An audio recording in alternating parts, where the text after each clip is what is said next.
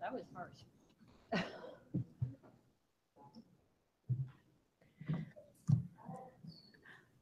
Dramatic moment. I just wanted to look at you all. I would like to acknowledge that we are on the, I would like to acknowledge the Algonquin Nation, whose traditional and unceded territory we are gathered upon today. Canada is an Arctic nation, and we're here to preserve winter. We just had 15 minutes chopped off our intro, which is great because I don't really want to talk. I'm going to pass this over to Jerry LaBelle, who is our facilitator today, and I am Kathy Orlando, if you don't know that.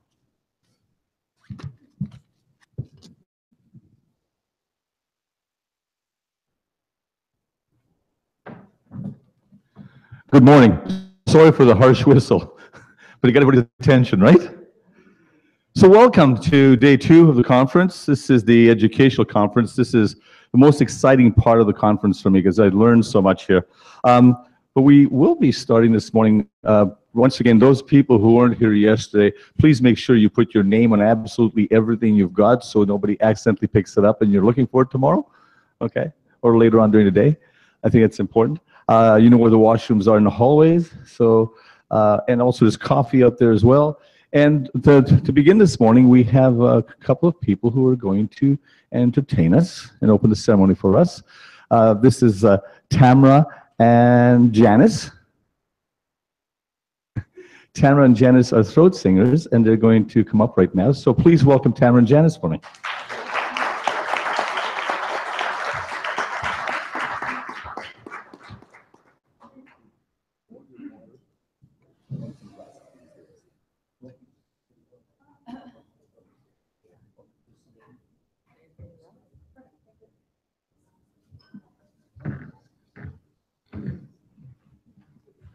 Hi everyone, my name is Tamara and this is Janice, and we are Aknakuluit, which means beautiful woman in Inuktitut.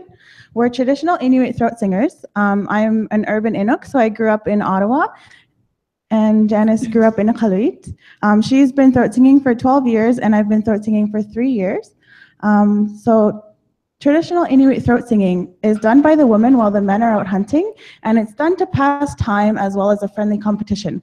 So we're going to be imitating sounds of the environment, for example, the river, the wind, the mosquito, and, yeah.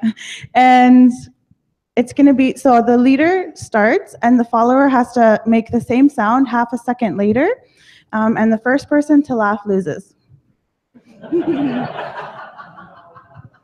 So we're going to be doing a few songs for you. The first one is the basic competition song.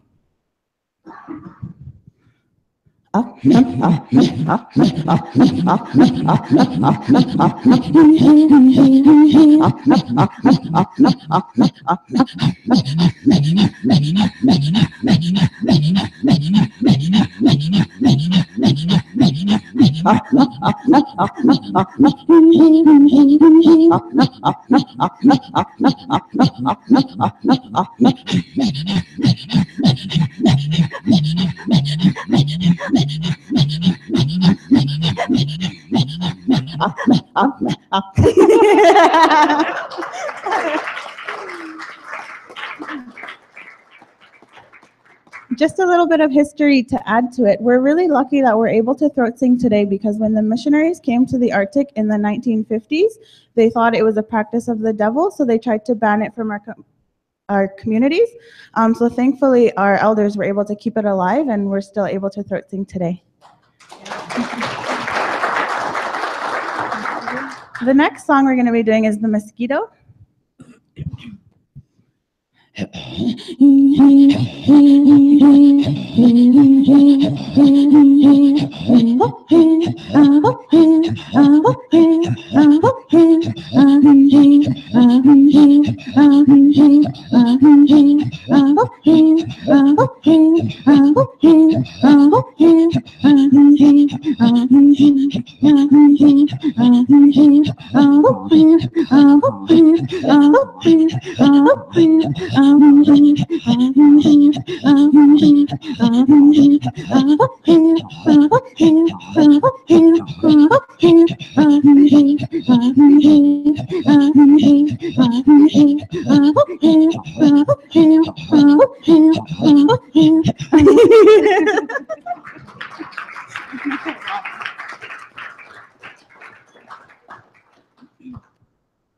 So the leader, she sets the pace and the song.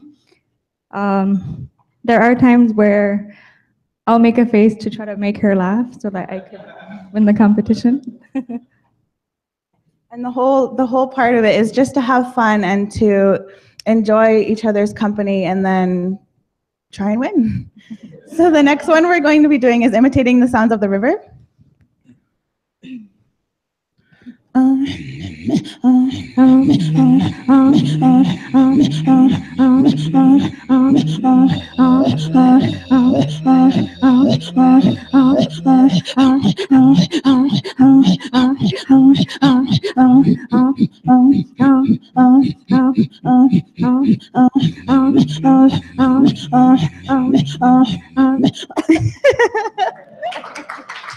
And sometimes you're using your throat so much that you have no choice but to lose. The next song that we're going to be doing is called Bear and Wolf, and it uses a lot of breath, you'll notice during our song.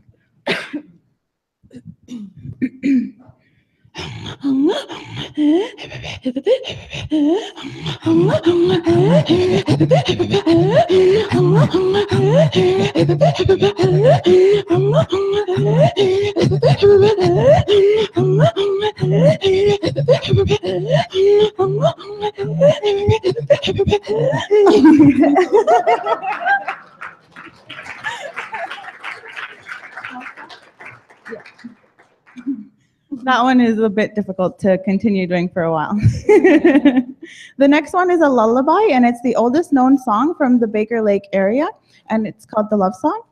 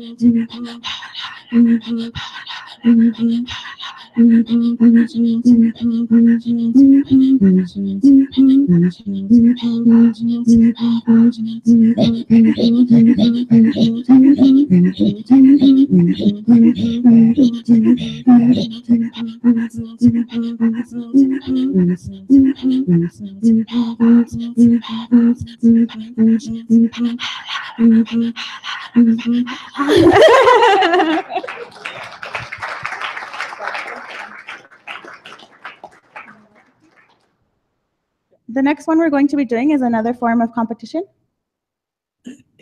This one's my favorite. And it's really hard for me to do.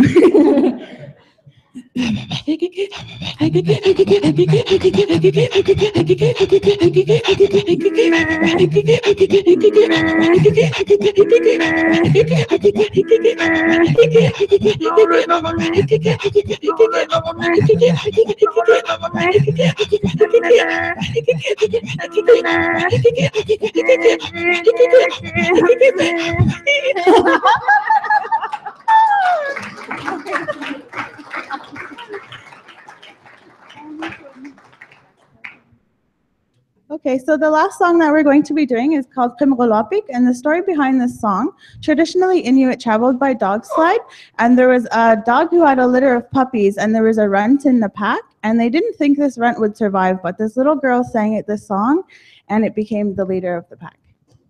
And this one's my favorite. And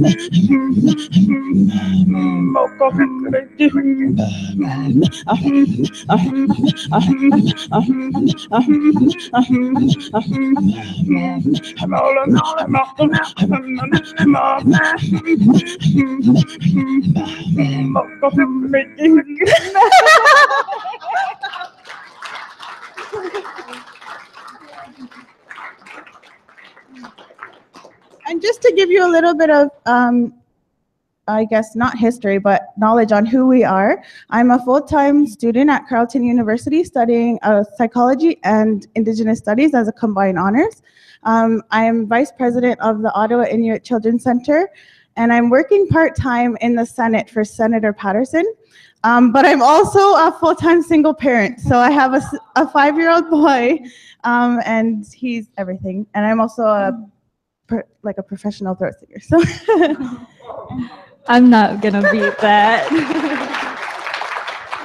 But I'm a crisis support and housing educator at Tungwasubinga Inuit. I work within the Ottawa Inuit community. Thank you so much for having us.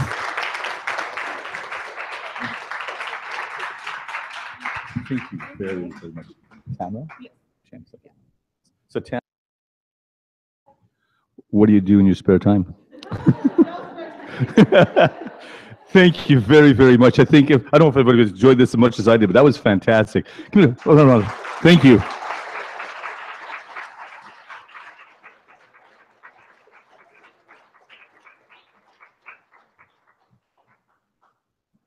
What a great way to open things up, eh?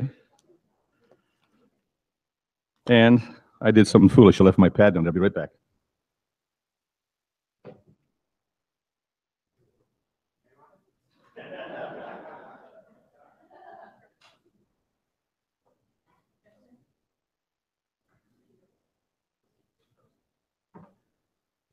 I never put my name on anything except yesterday. It seemed like it was a directive I had to do it, so I did put my name on everything, which is good.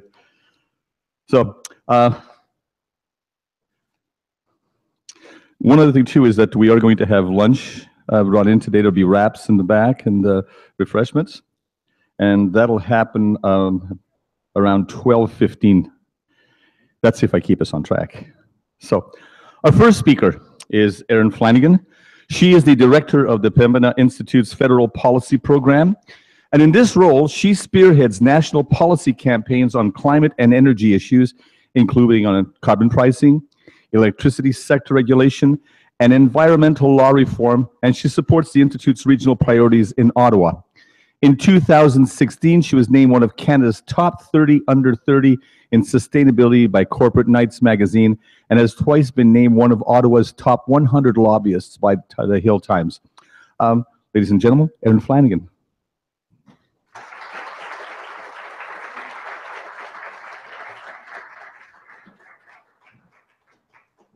Hey, good morning, everyone.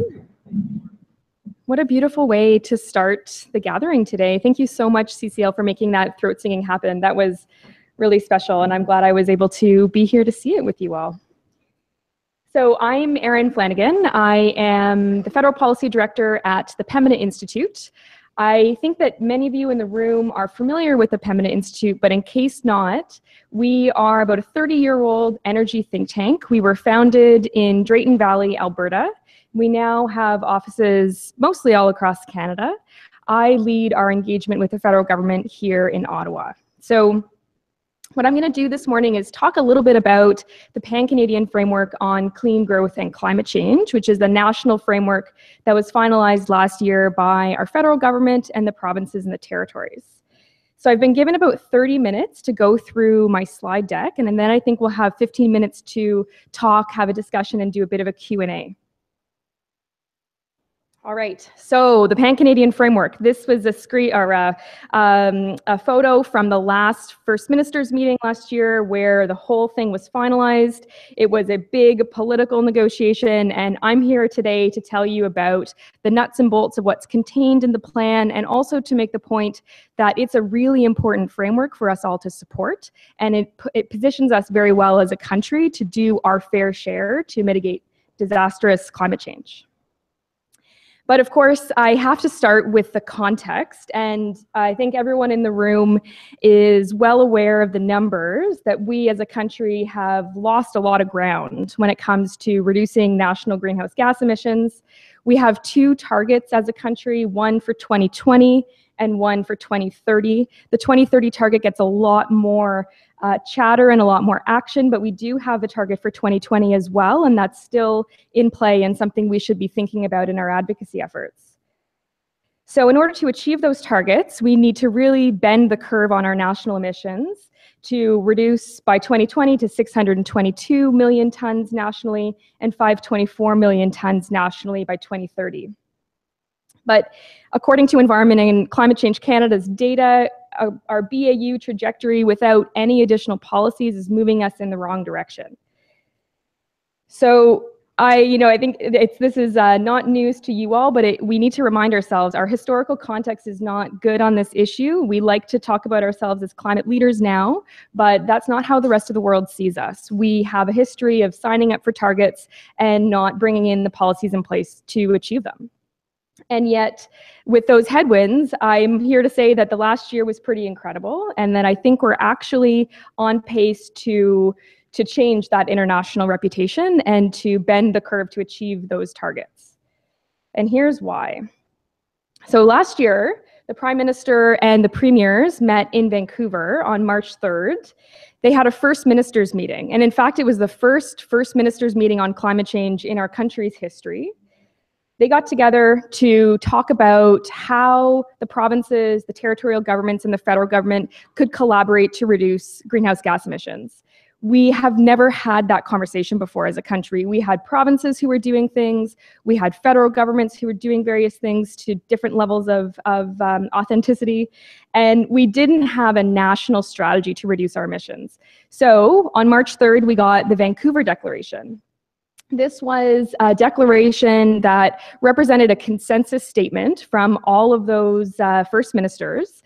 It reaffirmed Canada's commitment to the Paris Agreement and to the temperature limits within the Paris Agreement, so striving to reduce emission or to achieve well below 2 degrees of global warming, striving for 1.5. And it set out the intention to develop policies to achieve our nationally determined contribution for 2030. So this was a really, really big deal, and this was the precursor to actually achieving the Pan-Canadian Framework later last year. And so after this First Ministers meeting, they all struck working groups, and those of you who are familiar with governments might look at this and groan and say, oh no, that means that this is never going to end and we're never going to get what we want. But they did strike these working groups at the officials level. They were on carbon pricing, mitigation, so policies to reduce emissions, climate adaptation, and also on clean technology. And they had a really, really tight timeline to deliver advice to the Prime Minister and to the Premiers. They were supposed to deliver reports by September of last year, and then we were supposed to have a First Ministers meeting to wrap the whole negotiations up by October. And they also, they set off on an MP-led town hall process and an online portal consultation, and I bet many of you, if not all of you in the room, plugged into that process and really had your voice heard at these two forums. So there was an official bureaucratic process that was launched and a public process that was launched. And so how did that all shake out? We gave ourselves a year to get to a new climate plan. Were we able to actually achieve it? Well, amazingly, they did what they said they were going to do. For the first time in our history, we got all of the provinces and the territories together behind a new national climate change plan with strong leadership from the federal government.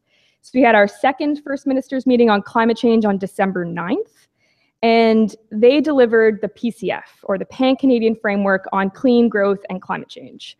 And that document is really important, and I really urge you all to go take a look. It's about a 50-page PDF document. It outlines all of the existing climate policies that the provinces and the territories had in place, and it also committed us to new policy actions.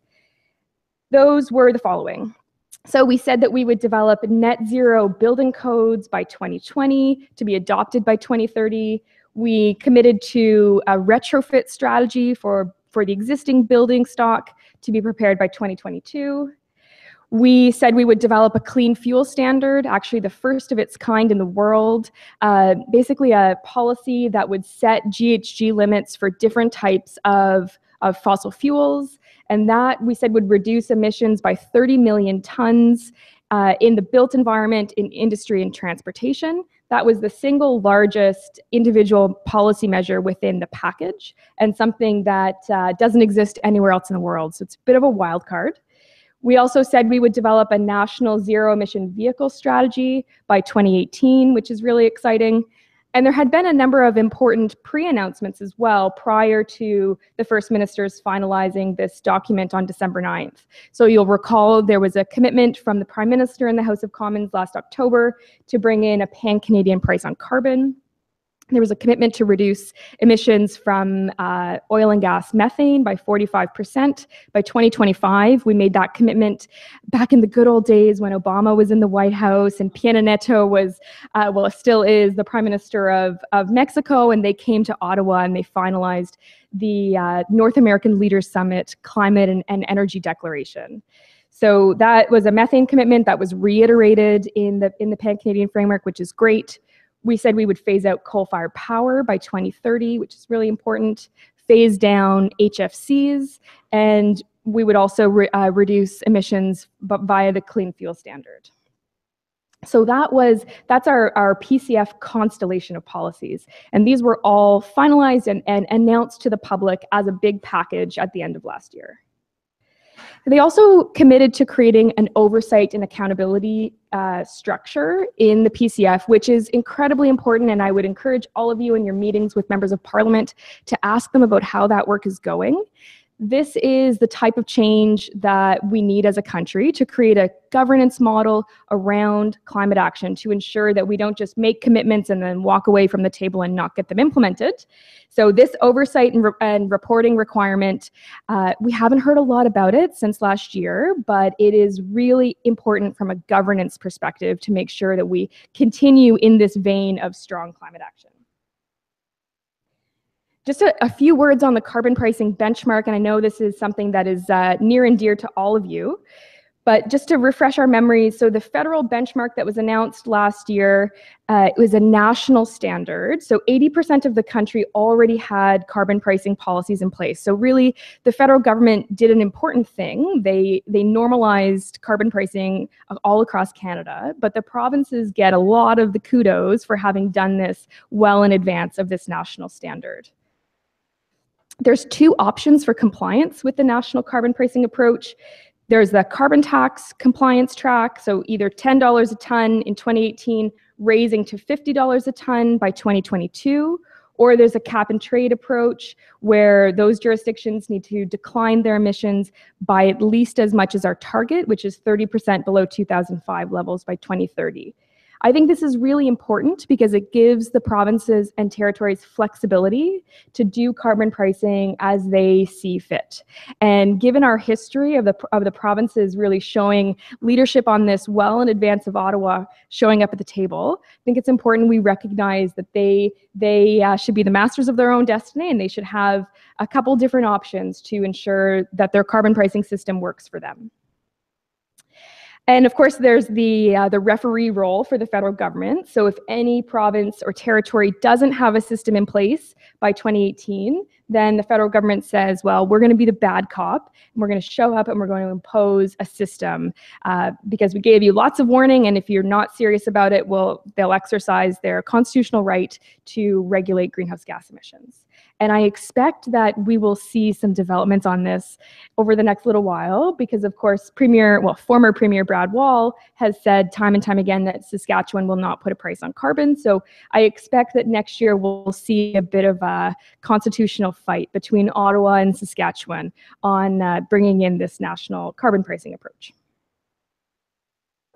Let's look at all of these policies as they map onto our various sources of emissions as a country. So this is a pie chart that shows our national emissions from various emitting sectors and the percentage of our inventory that those sectors represent. So we can see here that actually we've done a pretty good job bringing in policies that cover our big emitting sectors. So I've put the price on carbon here for the oil and gas sector, but of course it's broader than that. It covers most of the economy, but it will have an important role in reducing emissions from the oil and gas sector, which is currently our largest single source of emissions as a country. We've also got that methane goal. For transport, we're doing things on zero emission vehicles, clean fuel standards. Provinces are doing freight. We've got buildings, we've got coal and energy efficiency in the electricity sector. So it's really important to recognize this was no small feat to get this broad coverage of policy instruments all across these emitting sectors. And I think that is something to celebrate and something for us to build upon as we continue to work towards achieving our climate targets. So how does all of this map towards our nationally determined contribution? Well, what I've got here is basically a flow chart that will show you how these buckets of emissions, how close we get towards our nationally determined contribution, or our 2030 target. So we're starting up with our reference case, which is the top line here, 742 million tons in our national emissions. We've got a goal to go down to 523, which is our 2030 target. Well, the measures that were announced prior to the First Minister's meeting, they did some heavy lifting. So they get us about 89 megatons closer towards that 2030 goal. So those are existing policy measures like rules for internal combustion engines, different provincial measures, including renewable energy targets in Saskatchewan, the Western Climate Initiative commitments that Ontario and Quebec have made. So those did some heavy lifting. We then had the new measures from the Pan-Canadian Framework. Those contribute an additional 86 million tons. So that's the coal phase out, that's the clean fuels regulation, that's the carbon pricing benchmark. But the bad news is that there's still this 44 million ton gap. And so despite how important last year was, and despite all of the hard work that our political leaders put in, and frankly civil society put in as well, to nail this Pan-Canadian Framework, we're still not going to achieve our target. So we've got a 44 million ton gap to get to that target. And credit where credit is due, the Prime Minister and the Premiers in the Pan-Canadian Framework, they do acknowledge that there's a gap, and I think that's really important, that they acknowledge that their work is not done. And they said, well, we've got a few ideas to close that gap. So we're going to continue to invest in public transit. They don't give themselves any GHG credit for public transit investments because those are tricky to model. So they're putting a lot of money into public transit, but those climate benefits are not actually showing up in this math yet because they don't want to overestimate. So they're actually being harder on themselves. So some of those public transit investments will result in mode shifting or will result in GHG benefits. So that'll contribute towards the 44. They're also investing in innovation and clean technology. They're not giving themselves any GHG benefit for those measures either because, again, they don't know exactly what the ratio will be, dollars in, GHG reductions out. And then they say, we'll do things around stored carbon. So we'll invest in forests, we'll invest in wetland management, and we'll get some benefits from land use changes as well. So we're almost there to hit our target, but there's still some work to be done. So the good news is that after this big year of negotiations and big year of climate action, 65% of Canadians support this new national carbon pricing approach and national climate action approach, despite the changes to the US direction. So this is a polling research from Nanos last year. Yeah, that's so great, hey? I'm sure maybe some of you were involved in this poll, and maybe that's why it's so supportive. But that's good. Keep answering the phone. Keep supporting climate action when they call for public opinion. So this was a question that Nanos put out at the end of last year, and basically, to summarize the question, they asked, Canada is doing all of these things, but the US is not doing any of them, or they're at least slowing down. Do you still support Canada's direction? So 48% of Canadians say support, 17% say somewhat support, and then you've got the balance saying oppose, somewhat oppose, or unsure. So that's the good news. We've done a lot of things, and we've got the political will to keep going. But why is there still a gap? Why are we not on track to our target despite all of us in this room and all of our political leaders knowing that that's the goal? Well, it's not because we don't have the policy solutions. I think it's because three things. There's fear of costs, social, political, and economic costs. And those, despite the polling research that's positive, these fear of costs are still holding us back in terms of really getting the level of stringency and the level of ambition aligned with the targets that we're setting through the United Nations process. And why do those fear of costs exist? Well, my view, voters are ill-informed on the risks and rewards. So we're not having a strong conversation about the cost of climate change in Canada and how that will increase to really contextualize the costs from new policies. So new policies do cost us something, right? And it doesn't help our argument when we pretend that they don't cost us anything. They do cost us something, but when you compare that to the damage that we can mitigate, there's a strong case for further action. But very few Canadians understand the risk that climate change presents to the Canadian economy. So that's holding us back because, of course, voters elect members of parliament and members of legislative assemblies and so on. And so there's still a literacy gap amongst the public. I would say another fear is around political costs. Climate solutions are perceived as a left versus right issue. And I know you've got Mark Cameron coming later today, which is fabulous. And he's doing a huge, huge service to all of us by working in conservative constituencies to build the case for climate action. But Mark is, of course, just one person, and his organization is relatively small. And there's still so much more that needs to be done to really break down the partisanship of climate action and ensure that it's a nonpartisan issue that we can have vigorous policy debates around, but that we won't be debating whether we should take any action at all.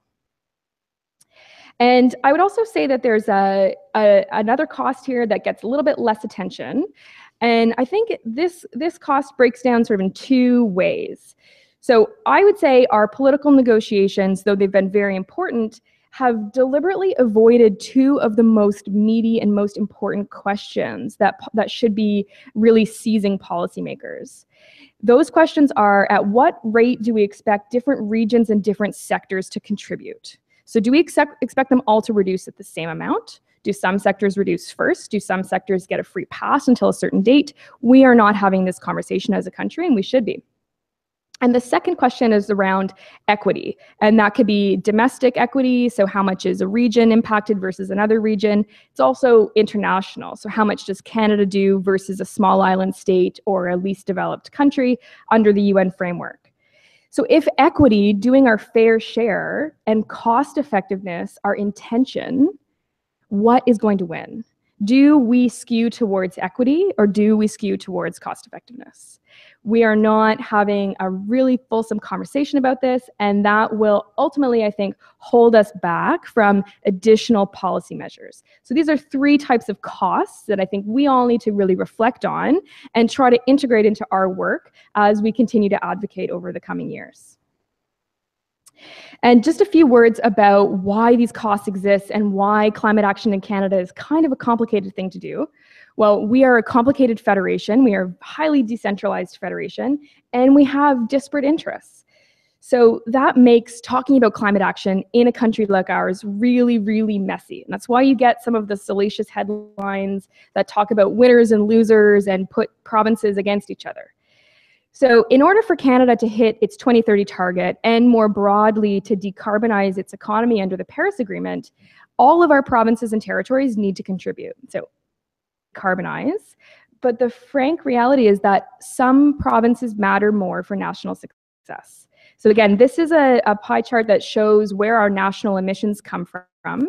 You can see that the province of Alberta is almost 40% of our national inventory. The province of Ontario is 23% of our national inventory. Quebec, 11%. Saskatchewan, 10, BC, 9, and then you've got smaller provinces and the territories who are less than 1%, and Prince Edward Island less than 1%. So when we talk about climate action, it is a conversation, I think, about all provinces contributing, but the reality is that some provinces are pace determinant for how fast we reduce our emissions. And also, lack of progress in some regions will hold back Canada's overall emissions reductions and the overall impact on our national inventory. And we also have provinces who have really distinct regional realities, and that complicates policy conversations as well. So you can see here three charts: Quebec, Alberta, and Nova Scotia. You can take a look here and see that the top 3 emitting sectors for each of these provinces are different. Emissions in Quebec is transportation. Biggest source of emissions in Alberta is the oil and gas sector. Biggest source of emissions in Nova Scotia is the electricity sector. So when each of these premiers came to the table to negotiate with each other and also with Ottawa, they had different bottom lines. They were thinking about different sectors. They were thinking about regional realities, which means it's hard to find common ground. They're not talking about impacting one sector and everyone impacting in one sector in the same way. Regulating the transportation sector will mean something different in Quebec than it would mean in Alberta because of the size of the emissions profile and also because of how their economies are structured. So that complicates matters. But I would say it only complicates matters slightly because I do think we're smart enough to figure it all out. But it makes the starting point for conversations to be a little bit tricky and a little bit messy for our provincial leaders. And I think we also need to look at contextualize those sectors over time. So you can see some numbers here in terms of emissions trends since 1990. The oil and gas sector has grown significantly since 1990. The transportation sector has stayed mostly stagnant in terms of its total impact on the inventory. The electricity sector has reduced by 10%. So different sectors are contributing at different rates already, and that also complicates matters. And what we've seen, this is since 2005 now, is that our national progress has been offset by emissions growth in the oil and gas sector. So the electricity sector has reduced by 40 megatons. The transportation sector has stayed the same. The building sector has grown only slightly over that time period. And the oil and gas sector has continued to tick forward. So some sectors are already making an important contribution, and that is, in a sense, being erased by growth in other parts of the country. And that is important context as we think about where we want to really plant our flag and where the sectors that we want to start with first and the sectors we want to think about really driving down emissions from.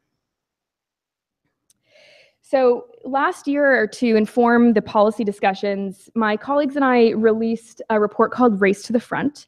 And this report was a national survey that looked at each province and also the territories and looked at a number of different policy categories. So carbon pricing, buildings, transportation, electricity, et cetera, and looked at how each of the provinces were doing relative to these categories. So we developed a methodology to fairly assess the rate of action that was already happening at the provincial level.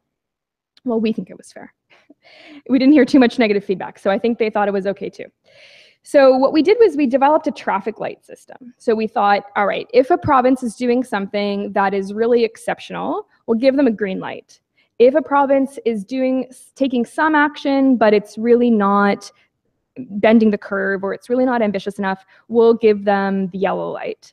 And if a province is doing nothing or they have policy that's really making no impact, then we'll give them a red light. And so the good news is that the provinces are all different and they're complicated, but some provinces are really doing a great job. So we found that there were a number of important green lights across the Federation. There was unfortunately no green light on carbon pricing. which we defined as having a marginal price that was at least higher than $30 a ton last year. So there was no green light on carbon pricing. But Ontario has 2 green lights for the building stock for new and existing buildings, so they're doing a great job in energy efficiency. Everybody else, though, had some room to grow. We saw no green lights in the goods movement sector or in public transit, so lots of room for additional action there. And we saw no green lights in regulating the oil and gas sector. To make matters slightly more complicated, we then looked at, okay, well, where are the red lights across the Federation? Well, unfortunately, we've got some outliers. So Saskatchewan's emissions have continued to grow, and also they don't have a lot of climate policy in place. They do have some climate policy in place, but when we measured it against the stringency of policy in other parts of the country, it still didn't get into the yellow or the green category. New Brunswick, another outlier. PEI, Newfoundland also had a number of red lights. So we had some important progress and some important building blocks in those green light provinces, but we also have some big gaps that needed to be filled. And of course, the yellow lights sort of scatter around. So in my view, the major benefit of the Pan-Canadian framework is that it builds on the best policies that we already had in place. So for example, the commitments around energy efficiency and the built environment, those green lights from Ontario, they express themselves in the Pan-Canadian framework. They have informed how Canada will develop its model codes for that retrofit strategy and for its new building strategy. So we've taken examples of good progress and we've scaled them across the country. So we've raised all boats and we've done that gap filling role, which I think is essential. And it allows us to have some national policy architecture that we can build on. But we need to think about, as we continue in this work, not just closing the gap to our 2030 target, so getting at those 44 million tons of emissions that we still need to reduce to hit our 2030 goal. We also need to think about 2050. The Paris Agreement is fundamentally about mid-century.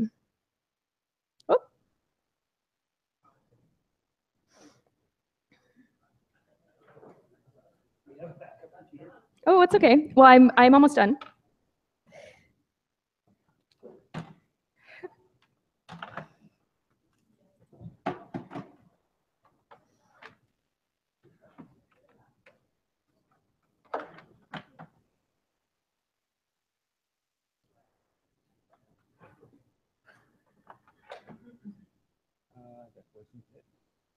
So one behind.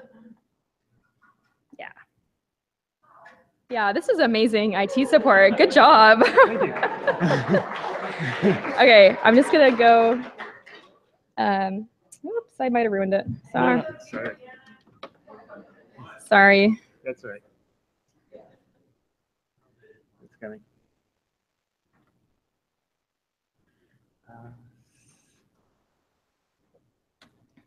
Okay, let's go right to the end. Can I end it and then, okay. Probably. Whoops.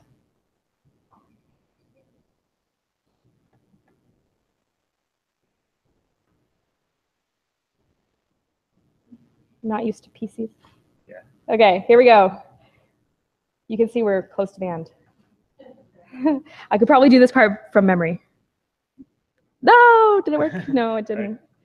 Okay. Okay, let's do it all one more time. Of course, yeah, I'm going to send around a PDF for you all. Of course. I like Max better. Okay, there we go. So this is the kicker. Yeah, thank you.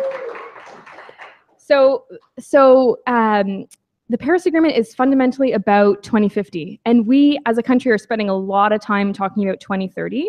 We've, as I mentioned off the top, we've altogether forgotten about our 2020 target, but you know, the international community hasn't forgotten about that target, and there are other countries who are doing a lot of work to reduce their emissions by 2020. But even if we achieve our 2030 target, that will not be enough. That will not mean we are a Paris compliant country. To be a Paris compliant country, we need to decarbonize our economy by 2050. So we need to take the emissions out of economic growth. We need to find a way to continue to grow the economy and do all the things that we want to do, have great businesses who are leading the world, have people who are living a comfortable standard of living, and we're not talking about reducing our own lifestyles necessarily, although there's maybe some of that involved, but we're not talking about crippling the economy. We're not talking about cratering businesses. We're talking about growing the economy in new ways that don't have pollution associated with them. And so my plea to all of you is to really look at the PCF as a starting point. I know for many of you who have been working on climate issues for a really long time, it probably feels bittersweet to have a national framework in place that still doesn't do the heavy lifting of getting us fully on track to our target. I totally get that, and I feel the same way often. At the same time, I think it's essential that this framework works and this framework has broad public support. Otherwise, our elected officials are not going to feel like they have people behind them to do more. And ultimately, doing more is what's required of us. Canada is hosting the G7 next year. We're talking about climate action at almost every diplomatic event happening around the world. We are one of the few countries in the world who at this point is really willing to put some political muscle behind climate change. And in these very precarious international times, that matters a lot. And so I think it's essential that we help policymakers get this right, implement this framework in a way that has integrity, and also lay the groundwork for deeper emissions with time. So this image here is from the Deep Decarbonization Pathways Project, which is a really great research initiative that takes a look at decarbonization pathways for different countries around the world. They've looked at Canada, and essentially what this shows us is the onion layers of the types of emissions that need to be reduced and the trends that we need to see in our economy to ultimately get to near zero emissions by 2050. So to follow that gray line all the way down.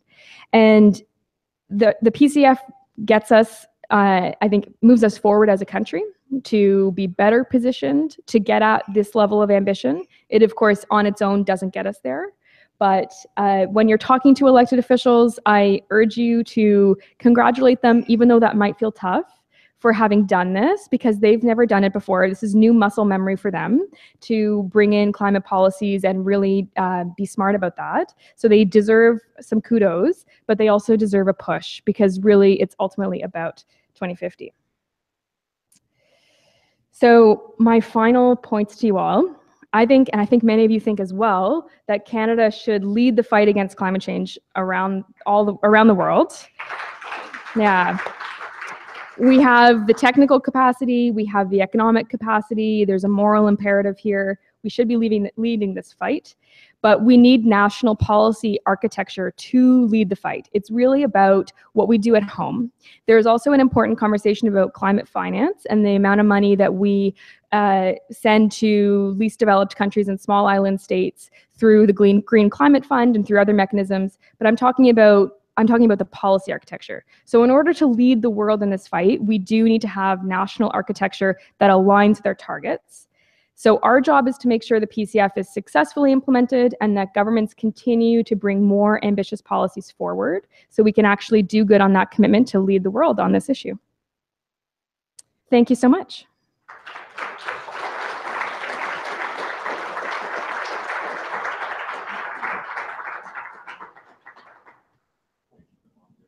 Do you want me to stay up here? Absolutely. Okay. Test 1, 2. So we're going to walk around the room, and if you have any questions to ask, I'll give you a 15-second preamble to your question, but after that I'm going to cut you off. We need questions, not statements. We're here to learn. Fair enough? Sure. Okay, fantastic.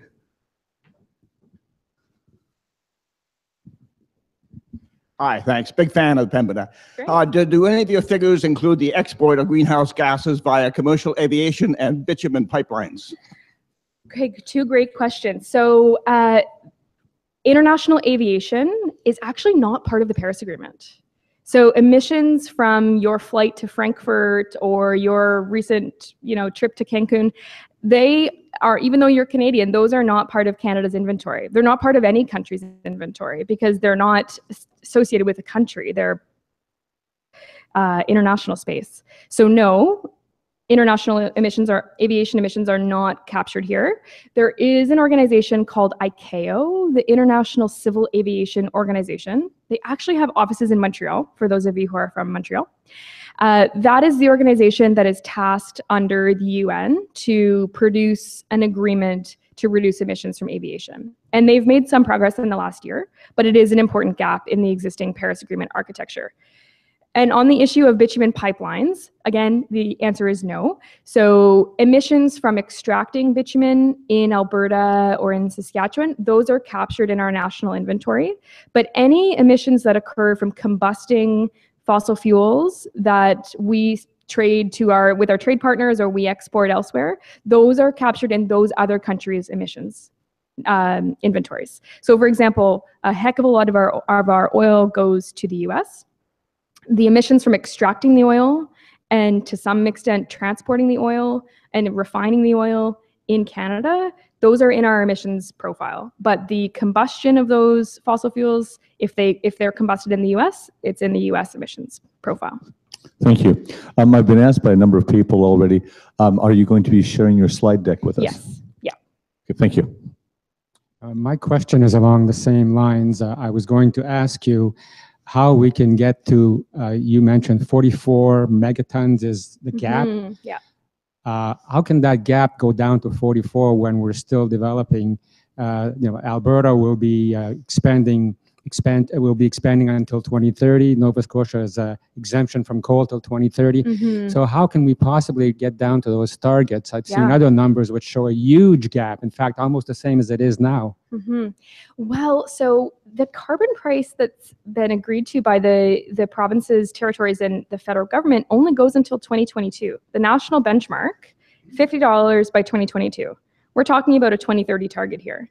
So one very simple solution is to extend the floor of increments to 2030, right? That'll help a lot. Another thing that we can do that's super simple, and it would be great for us to learn from the history of British Columbia, is to index our carbon pricing instruments to inflation.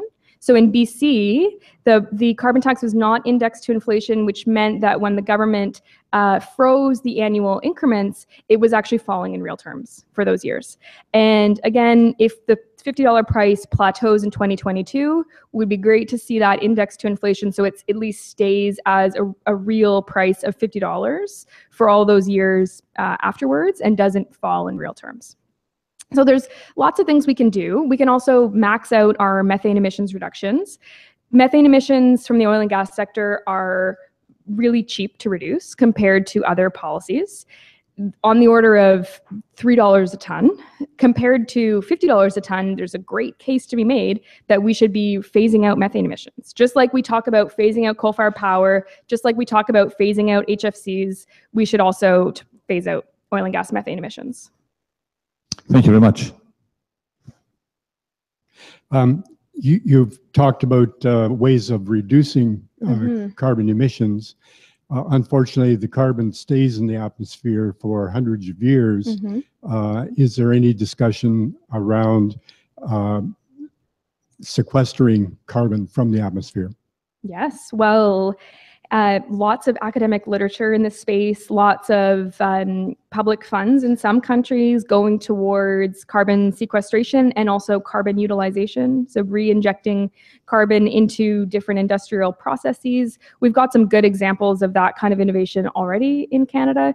You may be familiar with a company called Carbon Cure, which is a company that produces cement, with a significantly smaller GHG footprint because they utilize CO2 ingest or inject CO2 in their process. So there's lots of discussion on this issue.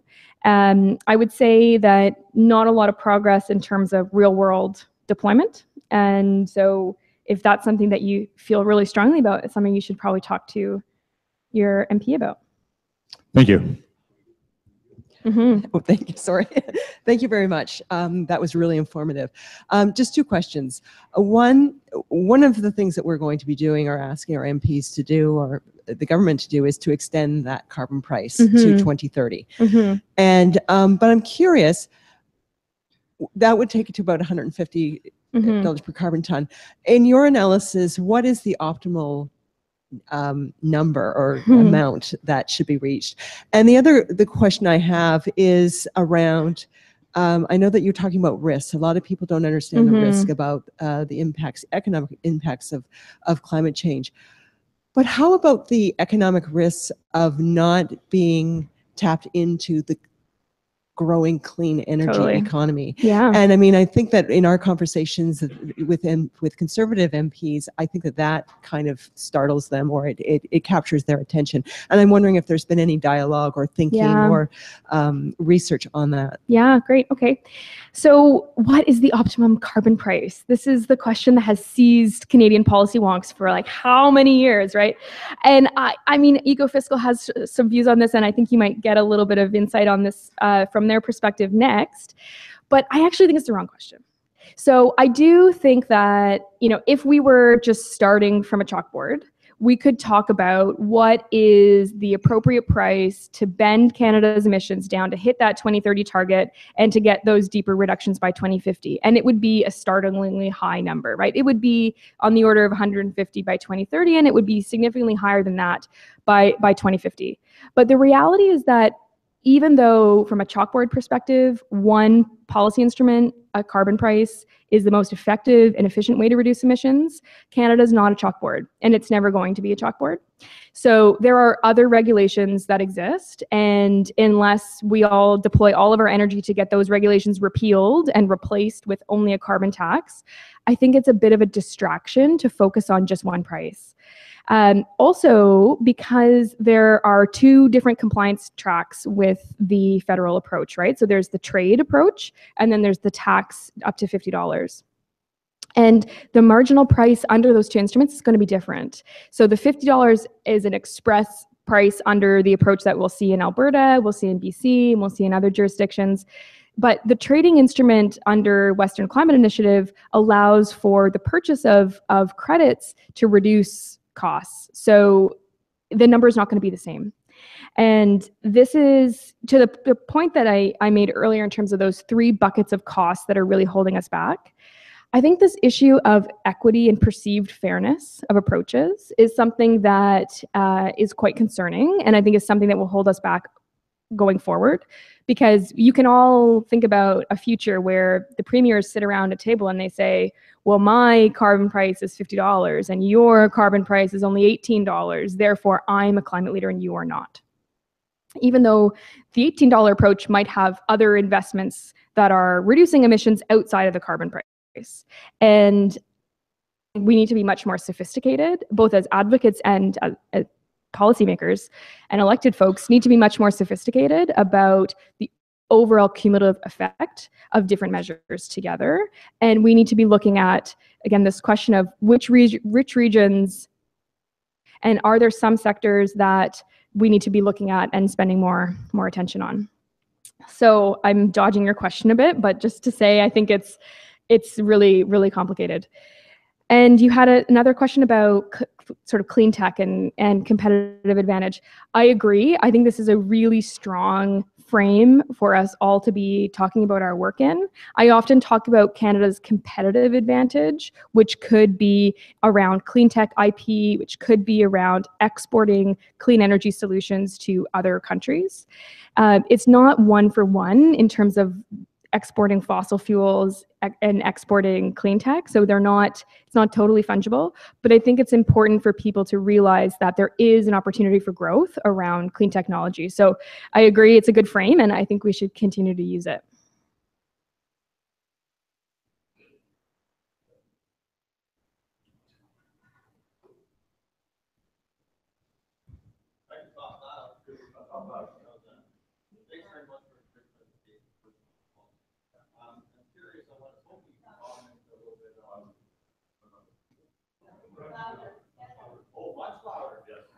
I can hear you.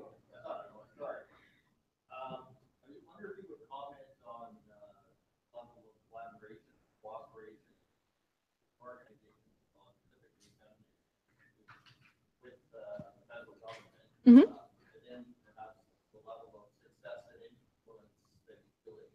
Oh, wow. Yeah, those are really tough questions.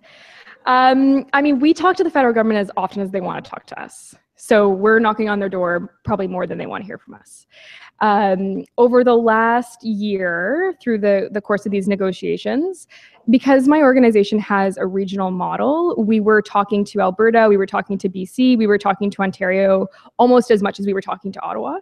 And one of the things that we tried to offer to the environmental movement and also to those governments is this sort of idea of triangulation. So we would try to learn what's the real bottom line in Alberta and what's the real bottom line in Ottawa, and can we help those two different orders of government talk to each other and find a solution.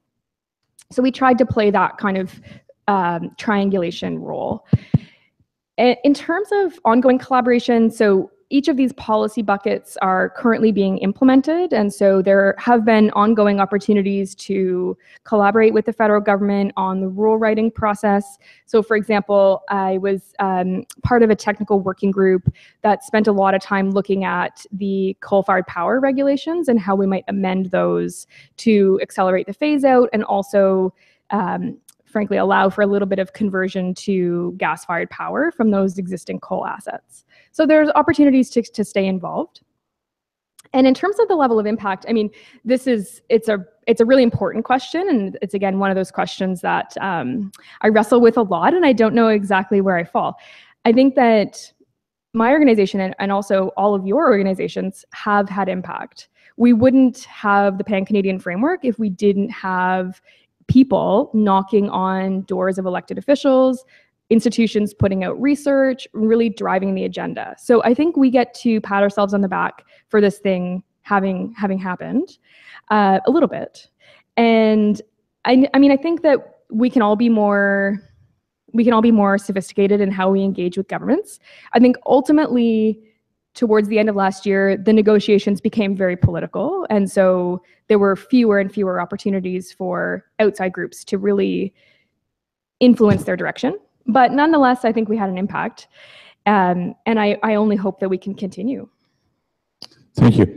3 other questions. 1, Tom 2, and you 3. Okay, because people put their hands first. Hi, Erin. Thanks for your presentation. Yeah. You were saying that Canada, you talked about Canada doing its fair share internationally on the Paris Agreement. Where do you think our 2030 target should really be to contribute a fair share to the global agreement? So the Climate Action Network Canada, which CCL is a member of, that's an umbrella organization that brings together more than 100 environmental and other like faith organizations, labor organizations, et cetera. And before COP21 in Paris, Climate Action Network put out a position paper on precisely this question. And by their assessment, we needed to have a 2025 target, actually, not a 2030 target at all. Again, because the sooner we take action, the better, or more likely, we increase the probability of a good global outcome. So they said that Canada should have a 2025 target, and we should reduce emissions by 35% below 2005 levels. So I take that as instruction to some extent around this question of fair share. But frankly, Pembina doesn't really work in the fair share space. So we don't really talk a lot about this because we try to work with policymakers to reduce emissions right now with the tools that they've got. And we find that talking to them about international burdens doesn't help them. It's not motivating to them. And sometimes it actually gets us the opposite result, where they say, oh, that sounds way too hard, and I'd rather just work on healthcare, or I'd rather just work on education, or I'd rather just work on some other really pressing social thing or economic thing. So I think it's important for us to really understand what a fair share offer is for our country, because when it comes to the negotiations, that's what other countries are looking for us to do. But I think it can sometimes limit our domestic debate. So I take it as something to put in our back pocket, but not necessarily a leading message, at least for my organization. Thank you. Tom? Thanks, Erin. So it seems like one of the easy, low-hanging fruits is to make carbon pricing more effective and reduce emissions is to curtail as immediately as possible the fossil fuel subsidies. Can you give it? Yep. Do you have any tips about how to make that message? Oh yeah, you bet. This is a really fun policy space, and I'm happy that CCL is engaging around fossil fuel subsidy reform. It's true. So a lot of NGOs and think tanks, both globally and in Canada, are increasingly talking about the role of fossil fuel subsidies as almost presenting a negative carbon price. So erasing the price signal that our burgeoning carbon pricing instruments are offering. In my experience, the real challenge around fossil fuel subsidy reform is that provinces don't have a strong idea of both what counts as a subsidy. So what's your definition? Is it only a bag of money, or is it preferential tax treatment, or is it R&D subsidies? Like, the question of defining a subsidy is something that takes a lot of rigor and stringency to really find the right definition. And often provinces haven't really done that work to figure out what their domestic or their internal fossil fuel subsidies are and how those stack up against other definitions. And so I think that's the big barrier right now, is around educating the provinces on the subsidies they have in place. And I would just circle back to the comment before about the G7 next year. Are going to be in the international spotlight when we host this G7 summit in Charlevoix, Quebec. And what better of a platform to take some action on fossil fuel subsidy reform than when we are hosting these G7 countries. It's typical for a G7 nation to work also with the G20 president. So next year, the G20 president is Argentina. And there could be some collaborative conversations there between Canada and Argentina in terms of conducting a peer review. Other countries have gone through a peer review process where each country opens up their books on subsidies to the other country, and then that allows them to get a little bit more neutral advice on how to move forward. And Canada hasn't done a peer review of its fossil fuel subsidies yet. So that's a great ask. Thank you. Last, but I'm sure not the last question. Okay. Thanks, Erin, for that great presentation. Great. I have a practical question. Tomorrow, we're going to be meeting with a number of MPs in these 1 hour or so lobbying sessions. What practical advice do you have for us to have the biggest impact in those sessions? Say thank you. I'm serious. Say thank you for bringing a price on carbon, and say thank you for negotiating the PCF. These MPs need to know that they have a constituency. So start by acknowledging the great stuff. And also, for those of you who are constituents and talking to your MPs about local issues, I think it's really important also to highlight the type of clean innovation that's happening at home. So if you have an example of a clean tech company in your neighborhood, talk about that. I find members of parliament, they're really busy people. They don't have a lot of time to stay up to speed on this issue. And so sometimes they're missing the facts or they're missing the information. And if you can present it to them, then that positions you really well. So if you can talk about good examples of progress at home, I'm sure they'd love to hear that. And if you can remind them that their work is valuable, even if they're not the environment minister, though I hope you are meeting with Minister McKenna, but even if they're not a minister, even if they're not a parliamentary secretary, if they're just a backbencher, they should still know that their role in caucus is important, and being a vocal supporter of climate action as an MP is a really important role for them to play. Thank you very, very much. All right. All right, thank you so much. All right.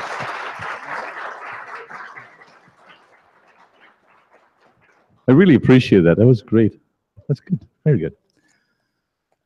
We're going to move on right now. Our next speaker is Laura Sachs. I should put my glasses on so I can read this, right? Which would help. Laura Sachs founded and leads the Nelson West Kootenay chapter of Citizens Climate Lobby. She has a background in the sciences with a 20-year career as a hydrologist, and she has degrees in geology and environmental sciences. She is also passionate about local organic agriculture and has operated a small farm and community-supported agricultural program. Laura is the mother of 2 daughters who are now young adults. I'm hoping they're environmentalists. I hope. She will share her story of how shifting her worldview from cynicism and despair to positive action helped her to become a more effective climate advocate. Laura. Okay.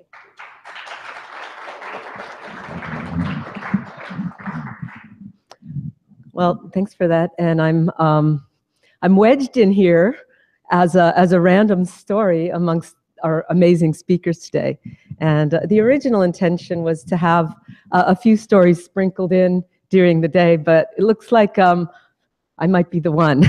So when I volunteered for this, I thought, well, this would be great. But also I'm a little bit reluctant to tell my story because I prefer instead to hear all of your other stories that are way more interesting. And so in doing this climate work, we're continually heard about the importance of being able to tell our stories. And so what I'm hoping is that coming up here and talking, you'll find something that maybe you can relate to and say, hey, my story is way more compelling, and maybe you can be up here next year telling your story. And we're also going to hear some really good things from Peterson later this afternoon on storytelling, so look forward to that as well.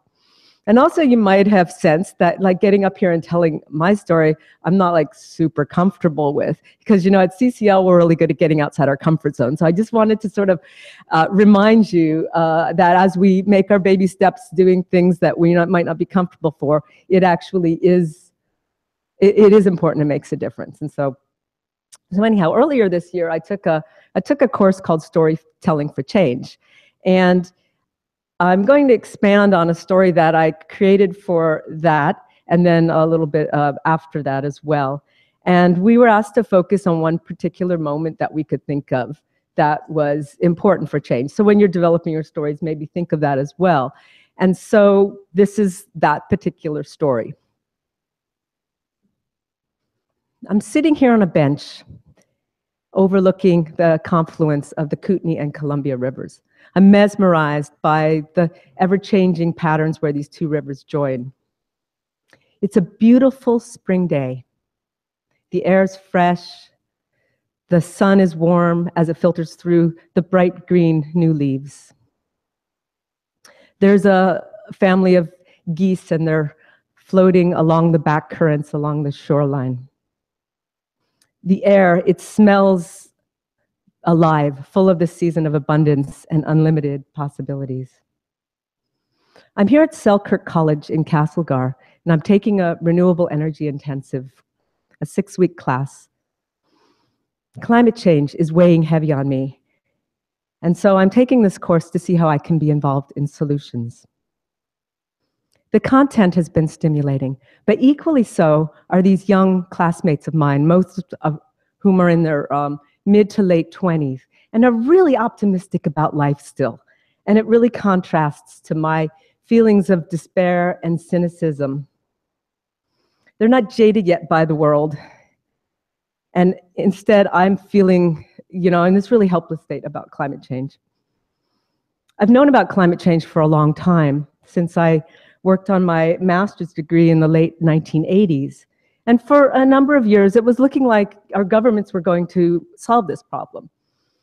But instead, watched it get bogged down in partisanship, and these vested interests have hijacked the process. And I'm starting to feel panicked that we're not going to make these changes in time, and we're going to hit these tipping points that are irreversible. So over the years, I spent a lot of time working on our family's personal carbon footprint. Growing our own food. We've changed our light bulbs. We've insulated the home and tried to drive less. And everything I do feels guilty. And I take a flight across the continent to visit family, and then I've just busted my whole carbon footprint for the year, and it all goes to waste. So I'm spending years feeling like a guilty hypocrite. And it's not a very healthy place. And then I remember last night. I invited a few of my young classmates to a talk that I thought would be really stimulating from author Alana Mitchell. The title of the talk was Moving Beyond Environmental Despair, and the topic really resonated with me because that's really where I needed to go. But unfortunately, the talk was anything but hopeful. Alana describes 3 dire issues impacting the oceans. She's drawing from her book called Seasick. And all of these issues are related to our carbon pollution. And together, way worse than one on their own. And they could have catastrophic outcomes for our ocean and for life on Earth. And she calls these the evil troika, the warming of the oceans, ocean acidification, and the lack of oxygen or dead zones. So I'm sitting here beside my young friends, and I'm feeling them become increasingly more agitated and alarmed. And a familiar sense of guilt and shame and despair wash over me. This same feeling has struck me numerous times with my own kids. When An Inconvenient Truth came out several years earlier, and I watched it with my 2 daughters, my older daughter, who was 13 at that time, she walked out halfway through and said, I don't want to hear this. It's just another gloom and doom movie telling me that you've messed things up for her generation and there's no hope. And you know, I felt I had a really hard time responding to that because I felt like she was right. And so for a lot of years, I pussyfooted around the issue at home because I couldn't protect them. Just like I can't protect my young friends that are sitting next to me. The issue's too large and my generation has failed them. I've been passive on this issue. You know, I've clicked on online petitions, I've watched movies, and, you know, hid in this paralyzing sense of being a guilty hypocrite. I've shirked my responsibilities, trusting that others are going to do the hard work to solve this immense problem, and it's clear that that wasn't happening. So back here on this bench on this gorgeous spring day, I watch the pure white clouds drifting by in the azure blue sky. And I contemplate a fragile atmosphere. And I'm suddenly struck with the realization that no one is in charge. And at that time, I make a commitment that from now on, I'm going to stop sitting on the sidelines on this issue. And I'm going to try to do all I can to advocate for a better future. It's my moral obligation to my kids, to these young classmates of mine, and really to the natural world that I hold so dear. So continuing on from that day, I continued to educate myself on climate change, taking a number of online classes on climate science and policy and sustainability, and looking for ways to get involved. I'm looking in my local community, the Eco Society that is very active in our community at that time was working on a campaign to keep Jumbo Glacier wild. But that wasn't resonating with me because what good is a wild glacier if it's melted in 50 years?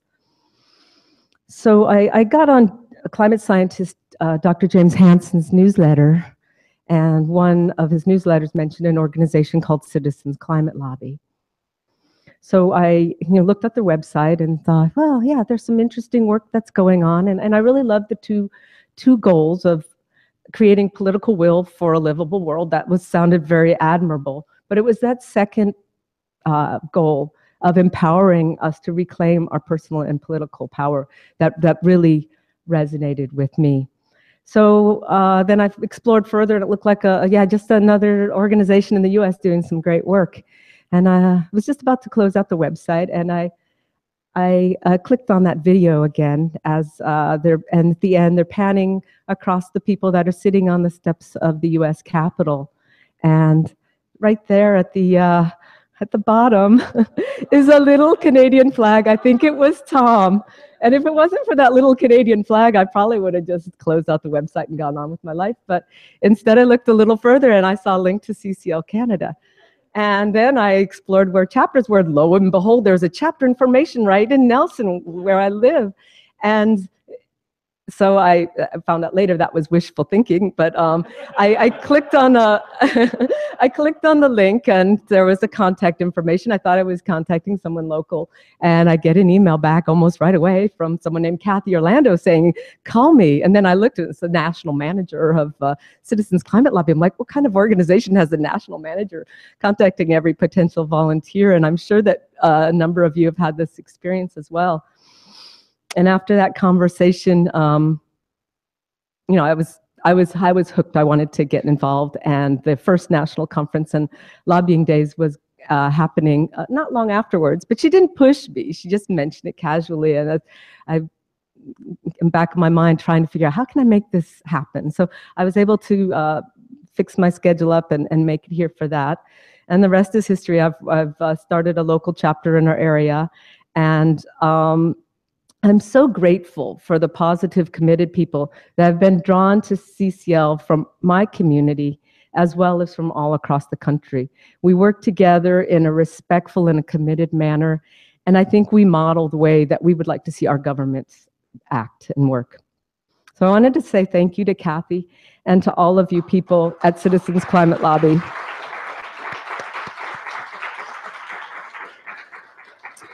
And thank you for shifting my mindset to understanding that humans are inherently good and that they just need some help. And that collectively we can make a difference.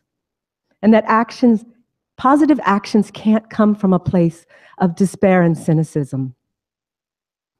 And that it was okay to be hopeful. And that it was safe to open up my heart. And I still deal with despair from time to time. Who doesn't, working on this issue? But it has had a huge impact in working collectively on solutions rather than frozen by despair and cynicism.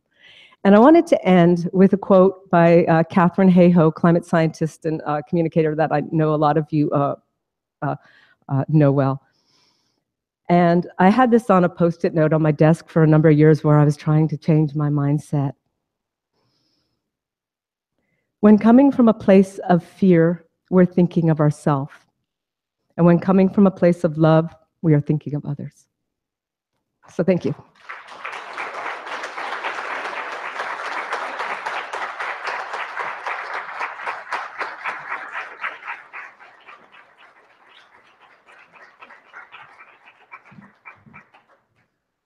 Thank you very much, Laura. That's very, very inspiring. Didn't expect anything less from you. Our next speaker is Jason Dion. He's a research associate with Canada's Eco-Fiscal Commission. Before joining the commission, he worked as a project manager and economist at the International Institute for Sustainable Development, where his work focused on climate change mitigation and adaptation, green public procurement, and sustainable infrastructure. Jason is the author of numerous publications, including environmental fiscal reform studies for the governments of Mauritius and Mozambique, funded by the United Nations Environment Program. Jason, welcome.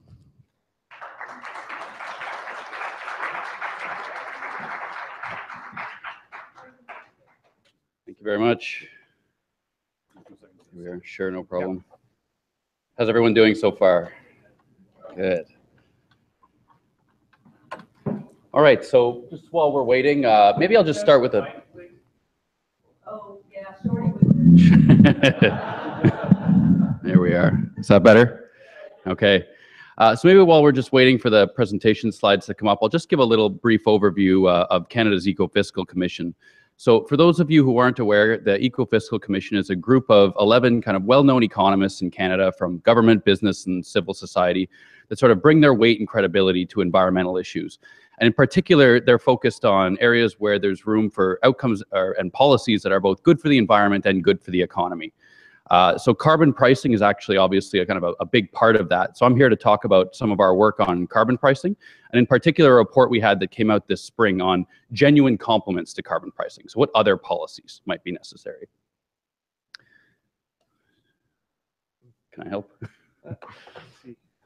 Hold this for a second. Sure, no problem.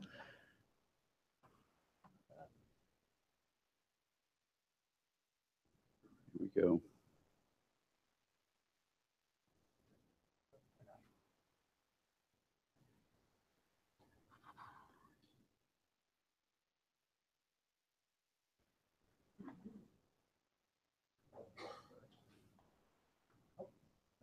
I think if you just, yeah, it's just showing on 2 screens. Should work. There we go. Okay, thank you very much. Okay, so in this talk today, I'll just start with a little bit of context and background for the issues we're talking about. And I already mentioned the Eco-Fiscal Commission, but I'll talk about some of our work on carbon pricing. And in this talk, I'm going to give a framework for thinking about complementarity. So when you're wondering about the question of what else beyond carbon pricing, at the Eco-Fiscal Commission, we've come out with a way of kind of approaching this issue and what questions you need to ask. We'll put the framework into action a little bit, and I'll show you a tool that we developed that you can use to sort of think through these questions. And then we're going to talk specifically about 3 case study policies. So we're going to look at federal methane regulations, Quebec's electric vehicle subsidies, and the phase out of coal in Alberta. After that, we'll talk a little bit about how you can put all this stuff together to build a climate policy package, and then close with a brief little note on coordination and federalism that'll get at some of the stuff Erin was talking about. And then finally, I'll show you the recommendations we came out with in the report. So this is Eco-Fiscal's 3rd major report on climate policy, the supporting carbon pricing report that we've done. So the first, the way forward, was really about the instrument of carbon pricing. So looking at carbon taxes, at cap and trade, and in this report, we really showed why action at the provincial level was the way forward on carbon pricing in Canada. Our next report, Choose Wisely, looked at how you recycle the revenues from carbon pricing. So if you're going to be raising some government revenue, what are the options for putting that back into the economy? So the carbon fee and dividend is one model for that, but there's other options too, like investing in infrastructure, investing in more action to lower GHG emissions, lowering taxes. And so what we did in this report is kind of show the menu of options that was available, and to a certain extent, trying to separate that question from the question of whether or not to price carbon. Pricing carbon makes sense, and what you choose to do with the revenues is a complex question, but in a way, it's a different one. So now in this 3rd major report on climate policy, we're really looking at the question of what else. So if Canada has carbon pricing in place and it's going to continue to rise until 2022, what else is necessary to bend down that curve and close that gap that Erin was talking about? So in our report, we really had 3 key questions that we were looking at. First, what non-pricing policies might make sense in addition to carbon pricing? So what are the actual policies? Second, how can policymakers identify the ones that are a genuine complement to carbon pricing and those that aren't? And third, how can they put these together into an overall policy package, a climate policy package that makes sense and works coherently? So before we launch into those questions, I just wanted to give a little bit of context to say, what are we talking about when we're talking about non-pricing policies? So we've got a few examples here that are drawn from the report. So in the electricity sector, it can be things like renewable energy credits, a renewable portfolio standard. In forestry in British Columbia, you've got some action to improve sequestration in forests. At the federal level, they have the National Energy Code for buildings. In the waste sector, Ontario has landfill diversion targets, so trying to get organics out of landfill and reduce the methane emissions from landfills. But what all of these have in common is basically that they're policies that lower GHG emissions that aren't carbon pricing. And so that's basically what we're talking about in this report. So, but this kind of larger set of policies, there's also kind of a narrower set that we're quite interested in, which is which ones are the genuine complements to carbon pricing? Which ones really work well with carbon pricing? So our definition for a complementary climate policy is one that is effective, that delivers additional GHG mitigation to what the carbon price delivers, and 2, that's cost effective. So I'll talk a little bit more about how to define this later. So not all other climate policies are going to be complementary, and we want to figure out which ones are the best, the genuine complements to carbon pricing. Now, of course, there's other things that matter too, beyond effectiveness and cost effectiveness. There's the fairness, how does this policy impact low-income households? There's competitiveness, is one sector impacted more than another? And there's political acceptability. So all of these things matter as well, but our mandate at the Eco-Fiscal Commission is really on this effectiveness and cost effectiveness question. So that's where we focus in our report. Now, this framework that we developed for thinking about complementary policies, after kind of a few months kind of banging our heads against the wall at the whiteboard, trying to figure out, well, what really matters, we kind of came to the conclusion that there's 3 key questions that you want to think about. First is, what is the rationale for this other policy? Why is it needed in addition to carbon pricing? Second, how does it interact with carbon pricing? Do the two affect each other in a way that's helpful or not helpful? And third, how specifically is the policy designed? So I'm going to talk about each of these three in the next slides, but kind of in this slide, what we show is all three of these questions have implications for how effective or cost-effective a policy is likely to be. And that's why they're the three that matter the most. So on this first question, the rationale for complementarity. Now, we broke it down that basically there are three main reasons a non-pricing policy, something done in addition to carbon pricing, can make sense. So the rationales are, it's a gap filler. So if the policy goes after emissions that aren't covered by carbon pricing, then it's filling a gap in that policy's coverage. So policies that can act as a gap filler can have a good rationale in addition to a carbon price. So an example there is the Montreal Protocol regulating hydrofluorocarbons. So Erin mentioned this in her presentation. These types of emissions are very powerful greenhouse gas, but they're not covered by carbon pricing. So a policy that goes after that portion of the emissions inventory can make a lot of sense. Second, a policy can be a signal booster. So it can overlap with carbon pricing. It can go after the same emissions that carbon pricing is going after, but this policy goes at market problems that get in the way of carbon pricing doing its work. And so policies that can correct these problems can be a complement to carbon pricing. So an example there is providing EV charging network infrastructure. So a lot of people might be reluctant to buy an electric vehicle because they don't think that they have a place to charge it. And you get this kind of chicken and egg problem where people aren't building the charging infrastructure because not enough people own EVs, and people aren't buying EVs because you don't have enough charging infrastructure. So a policy that builds out this charging network can actually kind of overcome that chicken and egg problem and help the incentive from carbon pricing that people might have to buy an electric vehicle get through to the consumer a little more clearly. So that can be an example of a signal boosting complementary policy. Now, the third and final one is a benefit expander. And this is basically where we ran out of cute names. The first two work a little better than the third, I think. So a benefit expander is a policy that delivers GHG mitigation and something else. So you're getting kind of a 2-for-1 there. So an example of that would be measures at the city level to improve urban walkability. Now, that's a great outcome on its own, and cities are often interested in that. But to the extent that it can get people out of their cars, it actually can also lower GHG emissions. So that can be an example of a benefit expanding policy.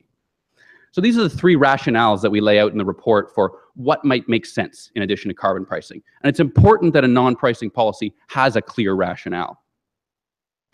Now, the second thing that we looked at that's really important are the interactions between these new policies and carbon pricing. So for carbon taxes, now there's two main types of carbon pricing instrument, carbon tax and cap and trade. And a new policy is going to interact with each in a different way. Now, a carbon tax is kind of the most simple case. Whatever kind of new policy you bring in on top of it is likely to create new GHG mitigation. So in that way, they can support each other. It's a little more complicated with a cap and trade. A cap and trade sets the total level of emissions that are allowable in the system. Now, if your policy is targeting some of those same emissions, it might lower one part of the inventory, but because the total emissions are fixed by the cap, that can actually cause them to pop up somewhere else. So you can think about it like a balloon, that when you squeeze a balloon at one end, you've changed its shape, but you still have the same size of balloon. So this feature of cap and trade systems and the interactions between policies can be really important when you're thinking about what the policy does in addition to carbon pricing. And the third and final one is just kind of a special case of the second. When you have a cap and trade system where jurisdictions are linking with each other. So you've got Quebec has linked to California under the Western Climate Initiative, and Ontario is going to join that link next year. So you can think of this balloon in the same way, but it's a balloon that defines emissions in California, Quebec, and Ontario. So when you squeeze the one part of the balloon using complementary policies in one of these jurisdictions, it might cause them to pop up in another jurisdiction. So in this way, it will not only affect the type of mitigation going on, but it can actually lead to changes in financial flows. So maybe as a result, Ontario's buying more permits from California and more money is being sent from Ontario to California. So this is kind of a special case of the second, but it matters as well. So these interactions are another key question that you want to think about when thinking about these other policies. And the third and final is the details of its design. So it gets a little bit technical here, but I mean, it's all important stuff. First is the policy's stringency. So that means kind of how tough and ambitious is it? What are its requirements? And we kind of break each of these down a little bit on the right. I won't get into too much detail there, but Basically, the more stringent a policy is, the tougher it's designed to be, the more GHG mitigation you're going to get out of it. So you want to think about how stringent is the policy, both now and over time. Second is its coverage. How broad is it in terms of what it's affecting? For example, you could have one policy that's focused on a specific type of furnace, or you could have a policy that's focused on home heating in general. That broader coverage is going to mean that you're going to get more mitigation out of it. You're going to get more reduced GHG emissions. Third, you also might want to think about a policy's flexibility. Does it offer lots of different ways to comply? Can one group that's covered by the policy trade with another? The more flexibility you have, the more cost-effective a policy is likely to be. But it can cut the other way on effectiveness, that the more flexibility you introduce, you might get a little bit less GHG mitigation as a result. So another kind of important dimension to consider. Also, predictability matters. How clear is it how the policy will evolve over time? What are the conditions under which it might change? If businesses and households have a very clear idea of what's expected of them, it will lead to more early action. Like if I know the trajectory of the carbon price, it might change the way that the type of car that I'm likely to buy next. So predictability can also be another key dimension. And fifth and finally is good governance. Does the policy have good measures in place to make sure that it continues to work effectively? Do you regularly check in on it and do some evaluation to see how well it's working? If it's not working, are there provisions to change it or even to terminate it if it's not working very well? So all of these specific design dimensions are really important for how well a new policy is likely to work. So in our framework, in our report, we kind of put all these three together, these three questions of what's the rationale for a policy, how does it interact with other policies, and how is it designed? So we kind of put together a tool where policymakers and anybody that's interested in sort of having a sense of how well a given policy is working or what else might be required, that they can use to kind of put this into action. And the reason that we came out with a tool instead of, say, just a list of additional policies is the more we looked at it, that was sort of our first ambition, was to say, okay, we know how far the curve has to go. What else do we need to do? But it's not really a question you can answer in any one way. The same policy implemented in a different place in a different way is going to have a different result. So in the end, we thought what was most useful is to provide a guide and a tool that could walk policymakers and interested citizens and government and industry groups through these questions that would sort of empower them to ask the right questions about these other policies. And so the way we've broken this down in this tool is that first, what you would do is break down the policy according to these three key characteristics, the stuff I just went through. What's its rationale? How does it interact with carbon pricing? And how is it designed? So you want to answer these questions. Second, you want to think about what does that mean for its performance? What are we expecting in terms of how effective it's going to be at reducing emissions and how cost effective? And then third, there's also a quantitative analysis portion of this. So you would try to do, and this is at the government policymaker level, obviously, try to create an estimate of how much this policy is expected to reduce emissions and at what cost. Benchmark that. So you need some context for that. Say a policy reduces emissions at a cost of $40 a ton. What does that mean? Is that the right level? And I'll have a little bit more to say about that in a minute. And then fifth and finally, given these results, given how these implications across rationale, interactions, design, and these quantitative results, you have to make an assessment. What do we think about this policy's overall level of complementarity? You want policies that are genuine complements to carbon pricing. So now Erin had a great talk about how costs of inaction on climate change are very high. There's a very good case for doing something about climate change. But the ways that we respond to that can vary.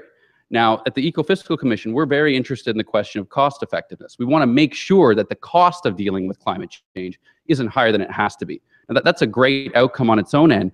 But also there's this kind of political consideration that if we're putting in place really, really high cost policies, you risk the pendulum swinging the other way in terms of support for climate policy and carbon pricing. If those that are kind of reluctantly coming on board with the agenda see that, well, a lot of these policies aren't genuine complements, the whole thing seems expensive, the support for continuing to make bold steps can erode. So this question of cost effectiveness isn't just kind of an egghead economist question. It really matters when you're thinking about the overall sustainability of this project and getting those emissions down. So I'll talk about each of the 5 steps just a little bit. I'd encourage you to take a look at our report if you're curious to learn more. So in the report, we provide a set of guiding questions across each of these key considerations. So you can see here where I've got the guiding questions for the rationale, where we sort of walk through, well, these are the types of things you want to think about and ask yourself when you're looking at a complementary policy. So we provide some questions for each of the three: rationale, interactions, and design. Now, the next step in the framework, and this probably looks a little intimidating, but it's not as bad as it looks, I assure you, is you want to, this provides kind of a decision tree for, okay, so we took a look at the policy, we thought about its rationale, its interactions, its design. So now here's where you can interpret those results. So here, if you kind of start at the top left, you got this question: does the policy overlap with carbon pricing? So does it go after the same emissions? Now, if it's a gap filler, if it's looking at how we can make changes to land use patterns, that's not covered by carbon pricing. So if the answer is no, it doesn't overlap, then there are no interaction implications, and you've got kind of pretty clear outcome. Yes, it's effective. You're likely to get more GHG mitigation out of it. Whether it's cost effective, that's a bigger question. It depends on its design. If it does overlap with carbon pricing, you want to know, well, which carbon pricing instrument? If it's a carbon tax, then the two are probably likely to work together in a way that's helpful. If it's a cap and trade, now you can see this at the very bottom right of the figure, it's not necessarily going to drive additional GHG reductions. Now, the stuff that it does drive might be more cost effective. It might be still desirable on its own because of that. But these are key questions you want to ask yourself. And so we provided this sort of decision tree to walk through the implications. We also have a visual in the report that's about the design. So we do the same sort of thing for design. So all these questions, as I was saying, really matter when you're thinking about how effective the policy is likely to be. So the third step in this guide is to now actually make some quantitative assessments of the policy. So this is often done at the policymaker level or by groups like mine. But one kind of key thing to think about when, you're not necessarily going to be doing this work yourselves of how to kind of quantify and do the modeling to figure out the impact of the policy. But one question that you really want to ask when you see these numbers is, is it isolating the effect of the policy? Now, the way that you would quantify the emissions reductions is you look at emissions levels with the policy and emissions levels without the policy. And then you kind of compare, okay, well, now we can isolate what did the policy do. This is actually a really difficult question. You have to create this hypothetical of what if we'd never put this policy in place, what would have happened? And a lot of assumptions get built into that, and it can be really difficult to do that in a reliable way. So it can be helpful to kind of ask tough questions about, well, and the term is the baseline. What's the baseline for this analysis? What are we assuming would have happened if we hadn't put this policy in place? So that's a key question when you're thinking about the quantitative numbers around how much did the policy reduce in terms of GHGs. Now the cost, this is actually a really interesting one. So we've got this little equation up there of the implicit carbon price. Now before I kind of get into what that equation is, the concept of an implicit carbon price is super important when we're thinking about non-pricing policies. So what an implicit carbon price basically is it's the number that says, here's what the carbon price would have had to be to get this same kind of outcome. So if you're thinking of, say, policies to lower GHGs in land use, we would look at, okay, that first element in the equation, what are the costs of the policy? Minus, what are the benefits of it? What non-GHG benefits does it create? So for example, that one on urban walkability, that's a non-GHG benefit. So we don't want to put all the costs towards reducing GHG emissions. Some of those costs went towards this other objective. Then finally, you would divide those total costs, those net costs, by the emissions reduced. So then you have a dollar per ton figure. Now this is actually really helpful because while the sort of estimating it in practice is tough, what you end up with when you have an implicit carbon price for one of these non-pricing policies is a number you can compare to the carbon price. You have a dollar per ton. So we're talking about carbon prices of $10 a ton rising to $50 a ton. When you have an implicit carbon price that you've developed for these other policies, you can kind of equate them and compare them. And that's really where the step 4 of our framework comes in. And this, while it sort of came out well in the end, this took us forever to kind of do on our end. Because you're stuck with the question, well, what's the right implicit carbon price? If you've got these other policies, do you want to aim high? Do you want to go for $100 a ton? Or is it good that they're $10 a ton? We want to do ambitious, stringent action. So do we aim high? Do we aim low? So really, there's really not one answer to this question of what's the right implicit carbon price. So I'll kind of move bottom to top, sorry. And what you can see on the right side is there's different things to compare it to. So how it ranks kind of depends on what your comparison is. Now, if we're comparing it to the current price of carbon, that's one benchmark. So you can compare it to what price are people already paying on their carbon emissions. There's also this other figure, the social cost of carbon. So this is, I won't get into how it's estimated, but there is a number that governments use that they put together that estimates what's the cost to the economy, to society of 1 ton of GHG emissions. Now, obviously, that's really hard to estimate, really contentious, but it's an important number that governments use to do a cost-benefit analysis of these types of policies. So comparing to the social cost of carbon can actually be a really powerful way of comparing the cost of these policies. Now, beyond that, you could also compare to future carbon prices. So carbon prices are only $10, $30 in some places, but they're going to go higher. So that can be another way to compare. Now, what you're going to think about a policy and how cost-effective it is will depend on where it lands in the spectrum. Now, if you're at the very bottom, if you're below the current price of carbon, that suggests the GHG mitigation, the cost of reducing emissions from this policy, are pretty cheap, right? You're getting it at a pretty reasonable rate, and that makes sense. So it's delivering cost-effective reductions. Now, between the thresholds is where it gets a little tricky. So if you're above the current price of carbon, but below the social cost of carbon, you know, that's great. That makes sense too. It says the benefits of doing this outweigh the costs. So great, it didn't cost that much to get it, and we get this benefit of the avoided social cost of carbon. But, and I'll get into this a little bit later, what you've got is if you've got a carbon price across the economy at one level, and you've got these non-pricing policies that are coming in all over the map, some are higher, some are lower, what you've lost is a consistent carbon price across the economy. And if you're interested in lowering emissions in the most cost-effective way possible, that consistent and clear carbon price is the best way to do it. And that price signal is provided not only by the carbon price, but by all this other stuff that you're doing, all these supporting policies. So getting them all aligned, the implicit and explicit carbon price, can be a way to keep the overall cost of this project down. So when you're above that threshold, you know, the policy makes sense on an individual basis, but you might want to be thinking about how it fits in the overall package. And I'll return to the overall package a little later. Now, when you're above the social cost of carbon, that suggests, oh, the benefit of avoiding this ton is exceeded by the cost. So that might suggest on the face of it, well, the costs of this policy are too high. But the social cost of carbon, the way they estimate it, is for the current year. So that's rising over time. As our collective emissions rise, the social cost of carbon is rising too. So in this way, a policy that's up there might just be ahead of its time. The social cost of carbon isn't there yet, but we know that our carbon prices are going to go higher. The social cost of carbon is going to go higher. So kind of being ahead of the game in that way could make a lot of sense.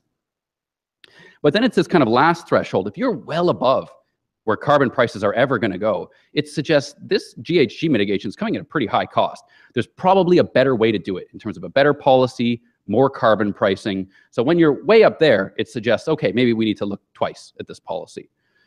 So the fifth and final step in this framework is then to make an assessment. So I've been talking in the abstract and this all of this sort of egghead kind of economist price comparisons. So let's make this a bit more tangible now. So in our report, we got into 3 specific policies, existing policies or planned policies in Canada that aren't carbon pricing. So let's break them down now, according to this framework. So the 3 that we'll look at, and we've got an example for each of our types of rationales. We've got a federal methane regulation, so that's a gap-filling policy.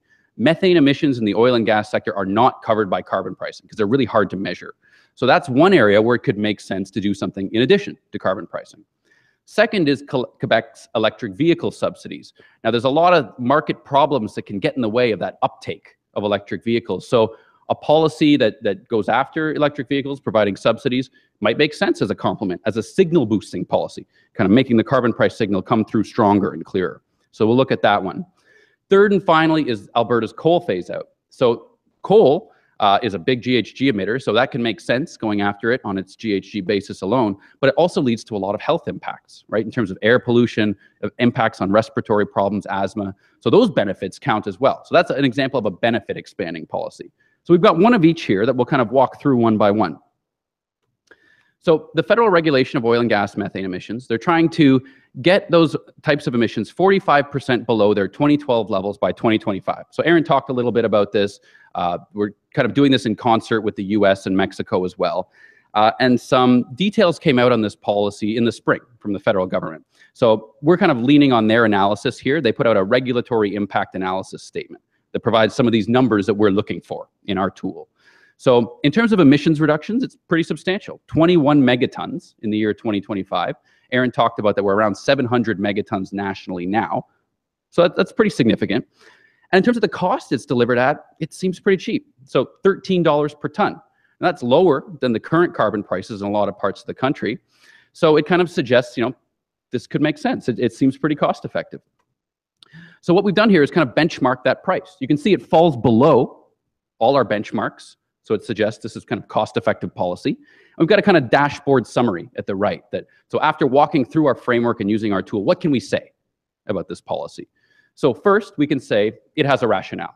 It's a gap-filling policy. It's going after emissions that the carbon price doesn't touch. So check. Negative interactions. Does it work with the carbon price in a way that's problematic? Not in this case, because it's completely parallel. So they're not going after the same emissions, so no interactions to worry about here. In terms of its emissions reduced, now we didn't get into the design here. That's kind of really into the weeds, so we didn't put that into the dashboard. The emissions reductions, 21 megatons a year, substantial, as I was saying, and a pretty reasonable cost. So overall, we can make the assessment, this looks like a good complement to carbon pricing.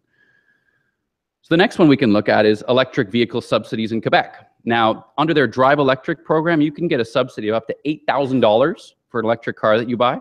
Ontario's got a similar policy where they offer $14,000, and BC has one too of $5,000. So we commissioned some modeling by a group on the West Coast called Navius Research. So some really complex analysis on their end to kind of isolate what is this policy likely to do. And their analysis suggests that in terms of GHG reductions, it's not likely to drive a ton between now and the time that it ends, and that our model's time horizon ends in 2030.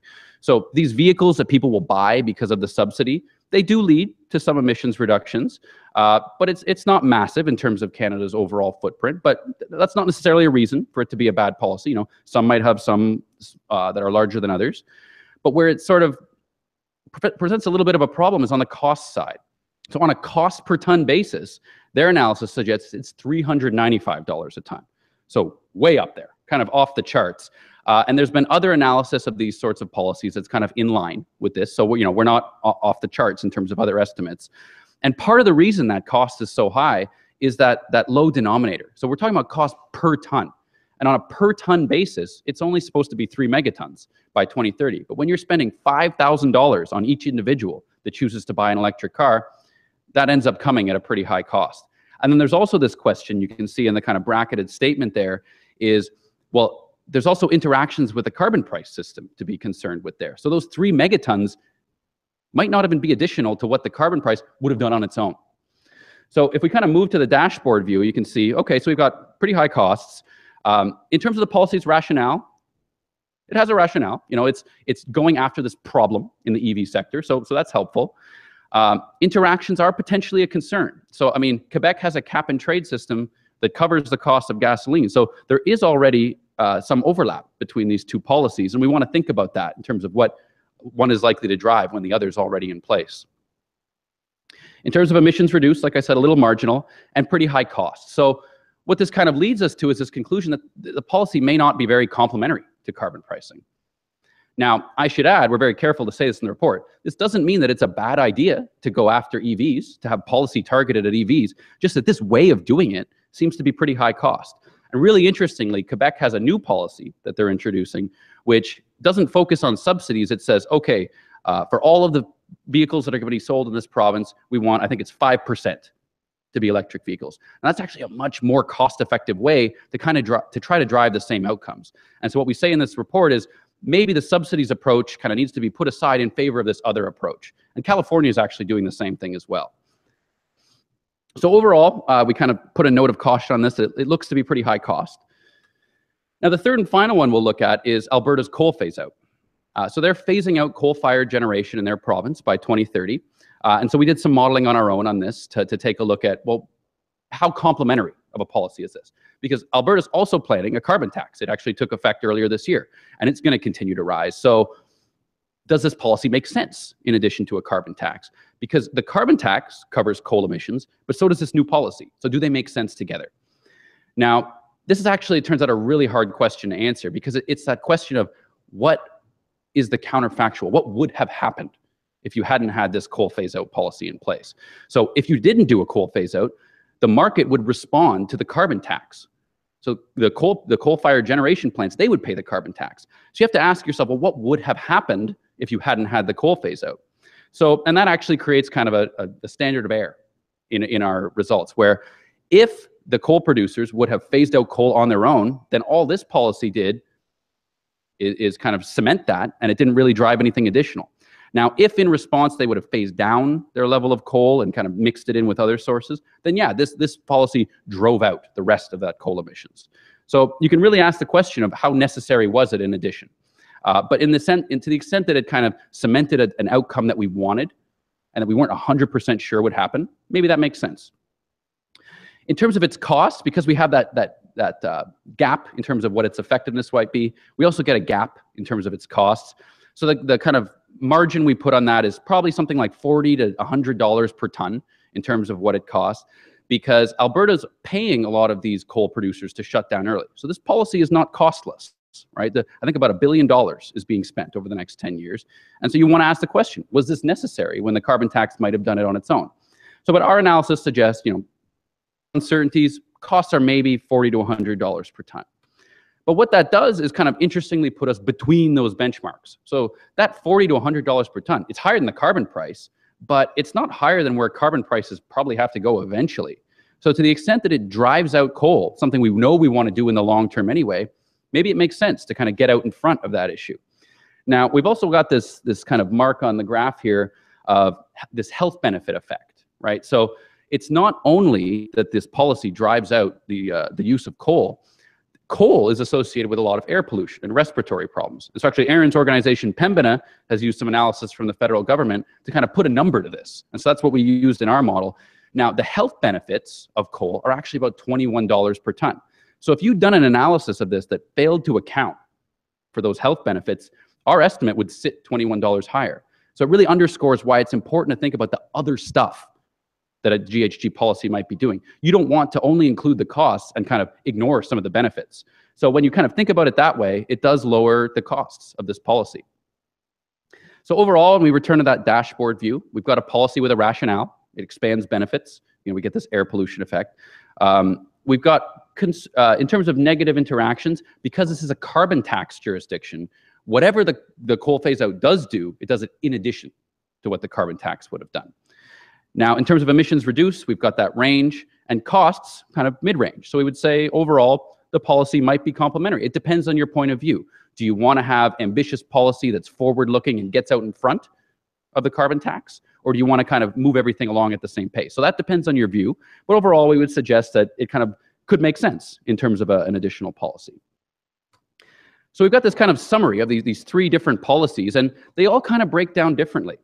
And it's not to say that a given gap-filling policy is always going to make sense, or that these signal-boosting policies never make sense. It depends on the policy. But what we can say overall is that they kind of break down on a spectrum in terms of how difficult they are to do. So gap-filling policies have a much clearer argument in their favor. The carbon price can't do this stuff. So it makes sense to focus on policies there. And I've got some slides at the end that I can go to during the question and answer round if we want to talk about what areas those are. At the other end of the spectrum, you've got these signal boosting policies. So A, kind of defining a problem in the market that needs a solution that carbon pricing can't solve.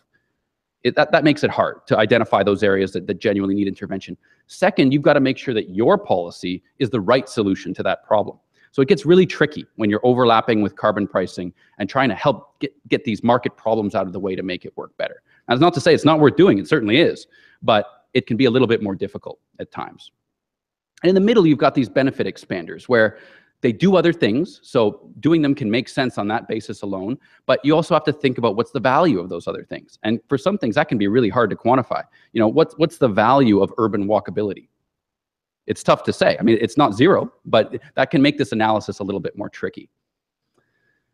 So with that kind of sketch of the framework in our case studies, I think it's helpful to talk about, go up a little bit and talk about, well, how can we integrate this stuff then? So we've got this carbon pricing trajectory that we like and we're happy with, but how can we bring this other stuff in a way that kind of makes it all work together effectively?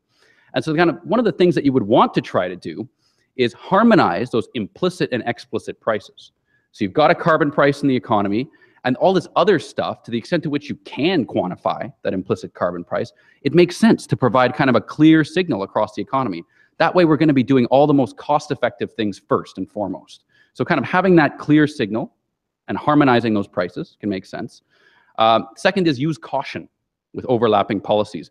When you're going after an area the carbon price is already pointed at, you run the risk of doing something that ultimately just adds costs and doesn't make it any more effective. So it can be done, and there's lots of examples of good signal boosting policies, and I'm happy to talk about those, but you have to be careful because it's really difficult.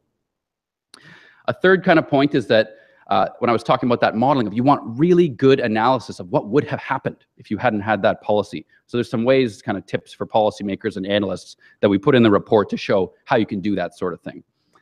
Another note is you want to implement a regular review of these policies. A policy that might have been working well for a while might not be working well years later. There might be new policies that have come in and there's some interactions between those. So you want to regularly revisit these individual policies and the package as a whole. And that kind of gets to this last point, which is that you want to define processes where governments can coordinate to figure this stuff out. If the federal government's doing these non-pricing policies, if provincial governments are doing them, everybody's kind of working in parallel. You want to make sure that that's all working together as a coherent whole. So you want to define those processes for cooperation.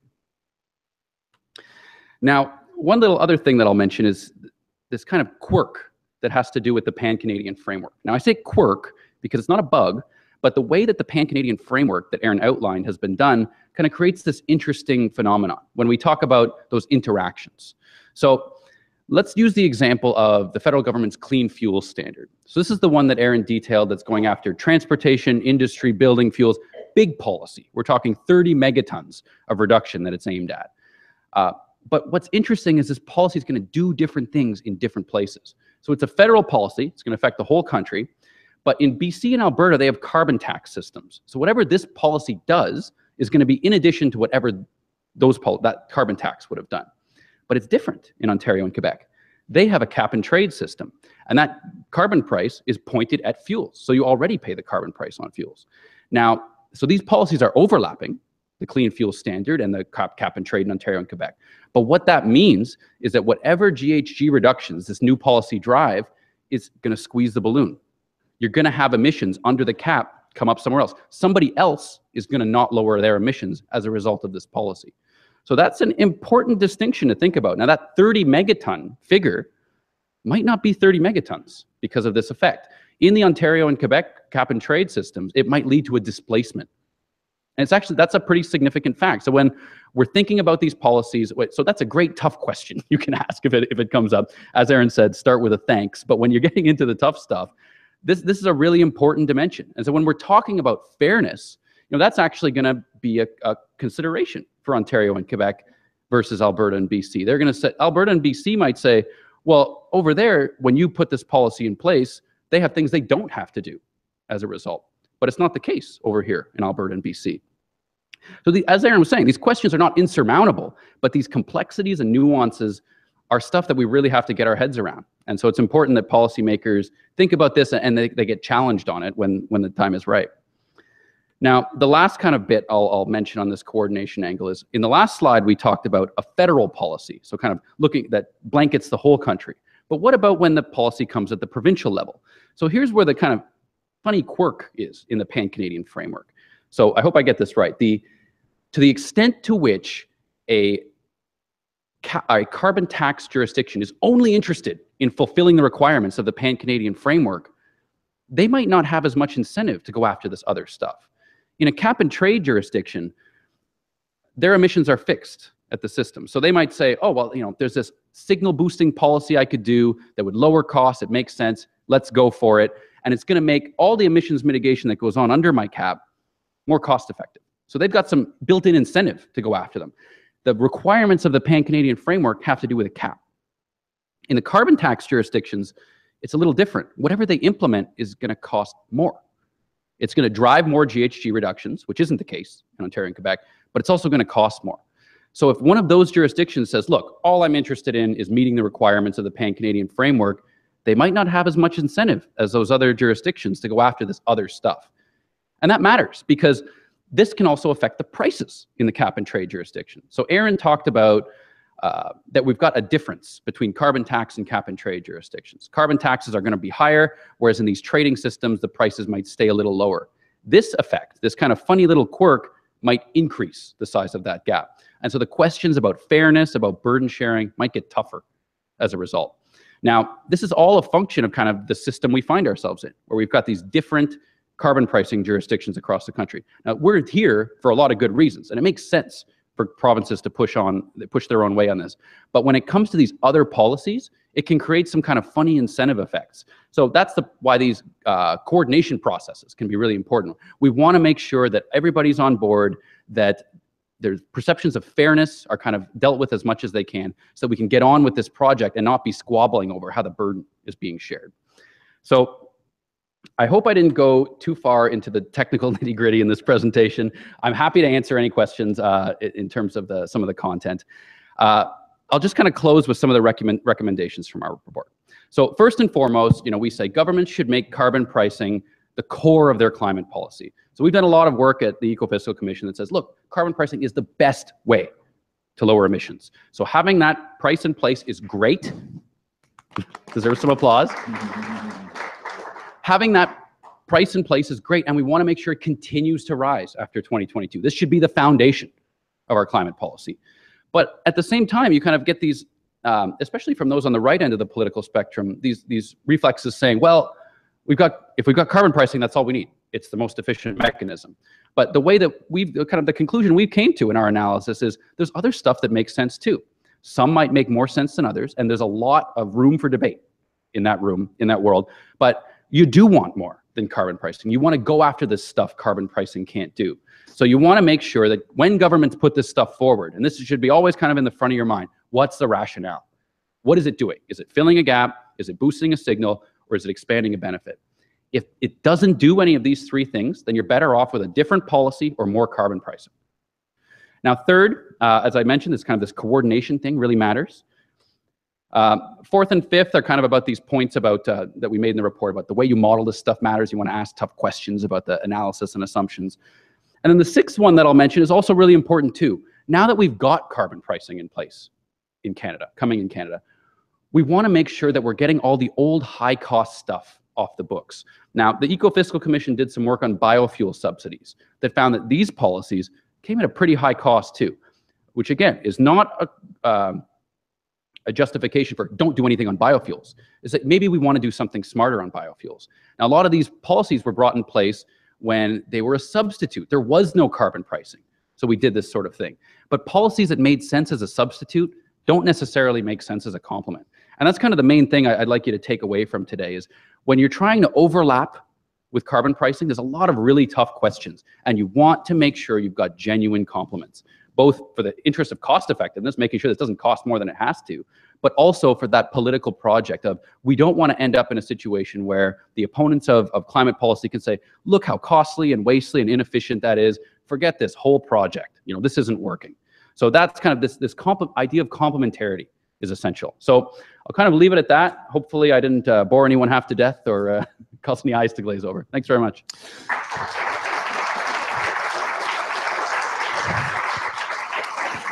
Thank you very much, Jason. Questions? Anyone? Sorry. I'll bet. Hi there. I'm just interested in your analysis of electric vehicles and the subsidies. My feeling about the subsidies is that they are what they are, but the main goal of them really is to stimulate the development of an infrastructure and to encourage people to be out there at the forefront of new technology. And I live in Sudbury, where I was probably one of the first people really to have an electric car. Now there are charging stations all along the way between Sudbury and Toronto, and I sort of feel that early adopters of these new technologies maybe need some support. I'm wondering though whether your analysis of the cost effectiveness of the subsidies just sort of looks at how many EVs are going to be sold with these subsidies, or whether it looks at the kind of momentum that Right. would theoretically at least be generated by the subsidies in that direction, and factors that into the sort of effectiveness or cost effectiveness. It's a great question, and so this was a really tough piece of analysis. And anybody who wants to poke holes in it, there's great questions you can ask, and that's one of them. So what we did on that front, in terms of this kind of ripple effect idea, is so in the economics literature, it's something called the neighbor effect. That I'm reluctant to adopt this new piece of technology. I'm not familiar with it. I don't know what the benefits might be. But when I see my neighbors adopting it, it suggests that, okay, maybe there's something to this idea. So there's a piece of research by a guy called John Axon in BC that looked into the kind of quantitative significance of this neighbor effect. So that did go into our modeling. That is captured to some extent. And what we've really kind of tried to capture is as many of these dynamics as we could. Some were tough. So on the question, for example, of how much innovation is this likely to lead to? Is this going to increase the size of the electric vehicle market and kind of increase experience on the part of car makers with electric vehicles? And that's an important question when you're maybe talking at the national level. Our kind of assumption in this modeling was that Quebec is too small of a market to probably drive changes in the industry level as a whole. But if you did sort of try to pool these policies and say that this was something in place across the country, you'd have to revisit that assumption. So there's some other assumptions in there that are definitely worth a second look. And an analysis like this is never going to be able to check all the boxes. But our impression overall was that, look, if you want to support electric vehicles, that's a good goal, but subsidies might be a high-cost way to do it. For one, there's this concern of, and it's this question of what would have happened without the policy. There's some evidence that a lot of people that buy electric vehicles, when there's a subsidy in place, would have bought them anyway at the higher price. So in that case, you didn't really do anything with this subsidy.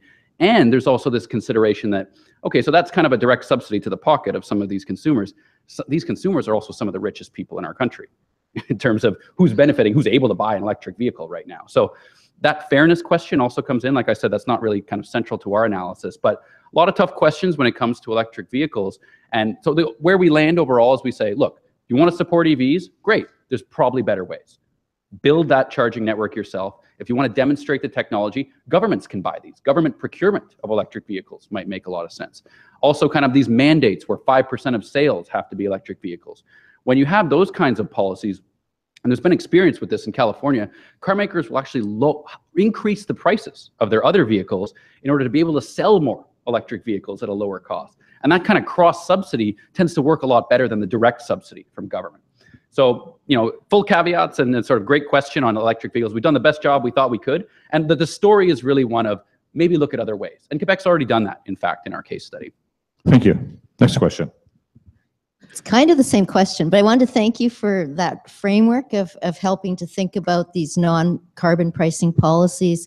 And also, like I learned this morning from Erin that Canada's coming up as part of the Pan-Canadian framework with that national electric vehicle strategy in 2018. Mm-hmm. So is the Eco-Fiscal Commission planning on contributing to that debate? So yeah, I think, there's our analysis for one, but we've also kind of talked, so the commissioners of the Eco-Fiscal Commission have a lot of kind of meetings and briefings behind closed doors. And this is a message that we're really driving. And, I would encourage all of you, it's my own view, it's up to you whether you want to adopt it, that when we're talking about electric vehicle strategy for the country, a mandate makes a lot of sense. So there's a website called ZEVREV, the Zero Emissions Vehicle Revolution, that is really kind of trying to educate and build a coalition around this idea of a mandate.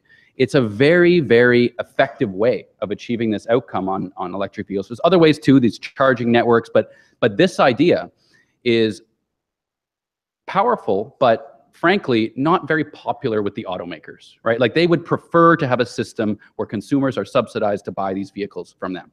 This other one might take a little bit of a bottom line.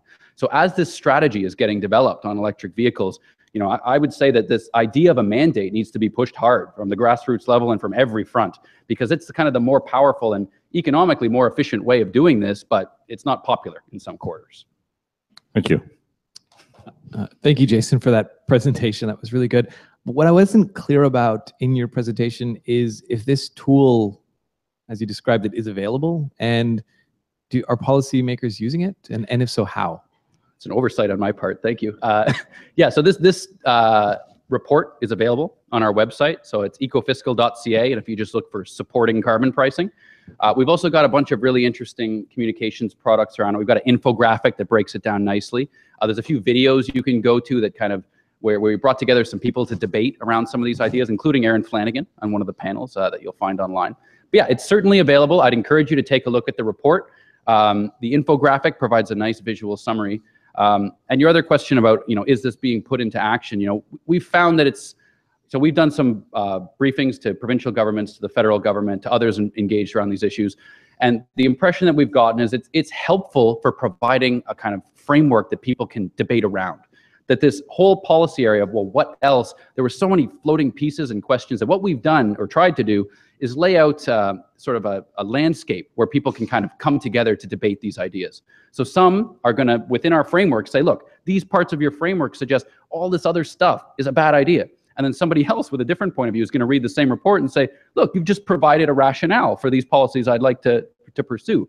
And what we've tried to do is create kind of a battleground where they can come together and at least be speaking the same language. And so a lot of the feedback that we've had helpful for kind of providing a consistent and clear and cohesive way of talking about these policies. And so I think it's provoked some interesting discussions about the clean fuel standard, in particular, Environment Canada, and the different impacts it's going to have in different jurisdictions. And really what I hope to some extent is that there's a legacy to this work, that when people are kind of in the weeds looking at these policies, and not just at the provincial level, but municipal governments too, they'll be empowered with this, okay, what do I need to think about? Because the same climate policy implemented in Ottawa or Vancouver is going to have a different impact because of these different carbon price jurisdictions. So we hope there'll be a bit of a legacy in the work in that way, that others can revisit it and kind of have more sophisticated thinking about how they're going to think about these other policies. Thank you. The last question we Paul's. Tom's here. Thanks. Jason, the public service announcement that say friends don't let friends drive drunk, and I know the implicit price on the coal-fired elimination in Ontario is something in the neighborhood of $100 a ton. Is there some sense that don't use coal to generate electricity anymore? Friends don't let friends do that. So is there any way that you can factor that sort of political viability, social pressure concept into a model such as yours? It's really hard when you get into the political dimension to put that into the framework. So for example, and it's a great question, the coal phase out in Alberta, what we also noted was there's another benefit to this policy, and it's the giving Alberta more credibility as a climate policy leader. That maybe that helps them get access for their products and resources abroad. Now, I have no idea how to quantify that, but it certainly matters. And this whole idea of the kind of social persuasion around stuff like coal, it's interesting when we look at Ontario, that coal phase out happened before the carbon price was in place. And it was driven more by air quality considerations than it was by GHGs. So a lot of these benefit expanding policies, it's not to say that they're a GHG policy with side benefits. Sometimes it's the other way around. You've got a policy that's about something else that gives you GHG benefits. You want to do your best to kind of separate those two and kind of really quantify and get a handle of, well, what's this other benefit worth? But at times it's going to be really hard. Like an example earlier was the extent to which you were funding R&D around CCS and what's the value of that? Who knows? It's a bit of a gamble, right? But so I think it's important to try to be as rigorous and quantitative as you can when approaching these issues. But at some point, there's going to be some dimensions of it that are qualitative in nature. And so our view would be, you need full disclosure on this stuff. The governments need to A, articulate a rationale. Why is this policy needed? And B, what exactly does it deliver? And if they can't quantify it, then that should be stated. Look, we know there's this other benefit. We're not trying to quantify it. Or that they should just be really honest. I mean, the Ontario government was kind of more honest than they needed to be in one of their climate policy packages, where they said, well, we're going to implement cycling infrastructure in cities across Ontario. It's going to cost this. It's going to deliver this kind of reduction. The cost is $500 a ton. So you're kind of, wow, like that's extremely expensive.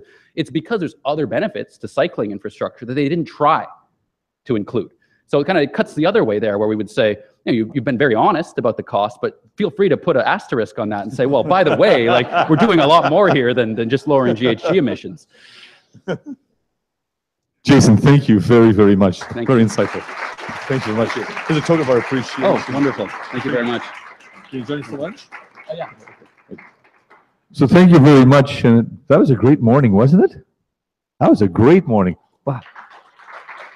Thank you to the conference organizers. I'm running a little bit late on purpose because I thought it was important for us to hear as much as we could without really impacting on the time we have for lunch. Sandwiches are just outside of the door here, so please feel free to, or wraps, I should say. Please feel free to get your meal. You can eat in here or eat out in the lobby. But we'll clean up after ourselves right after, so it'll be clean the room. Are you eating here? Okay, eating here. Okay. We'll see you at 1:30 sharp. Thank you.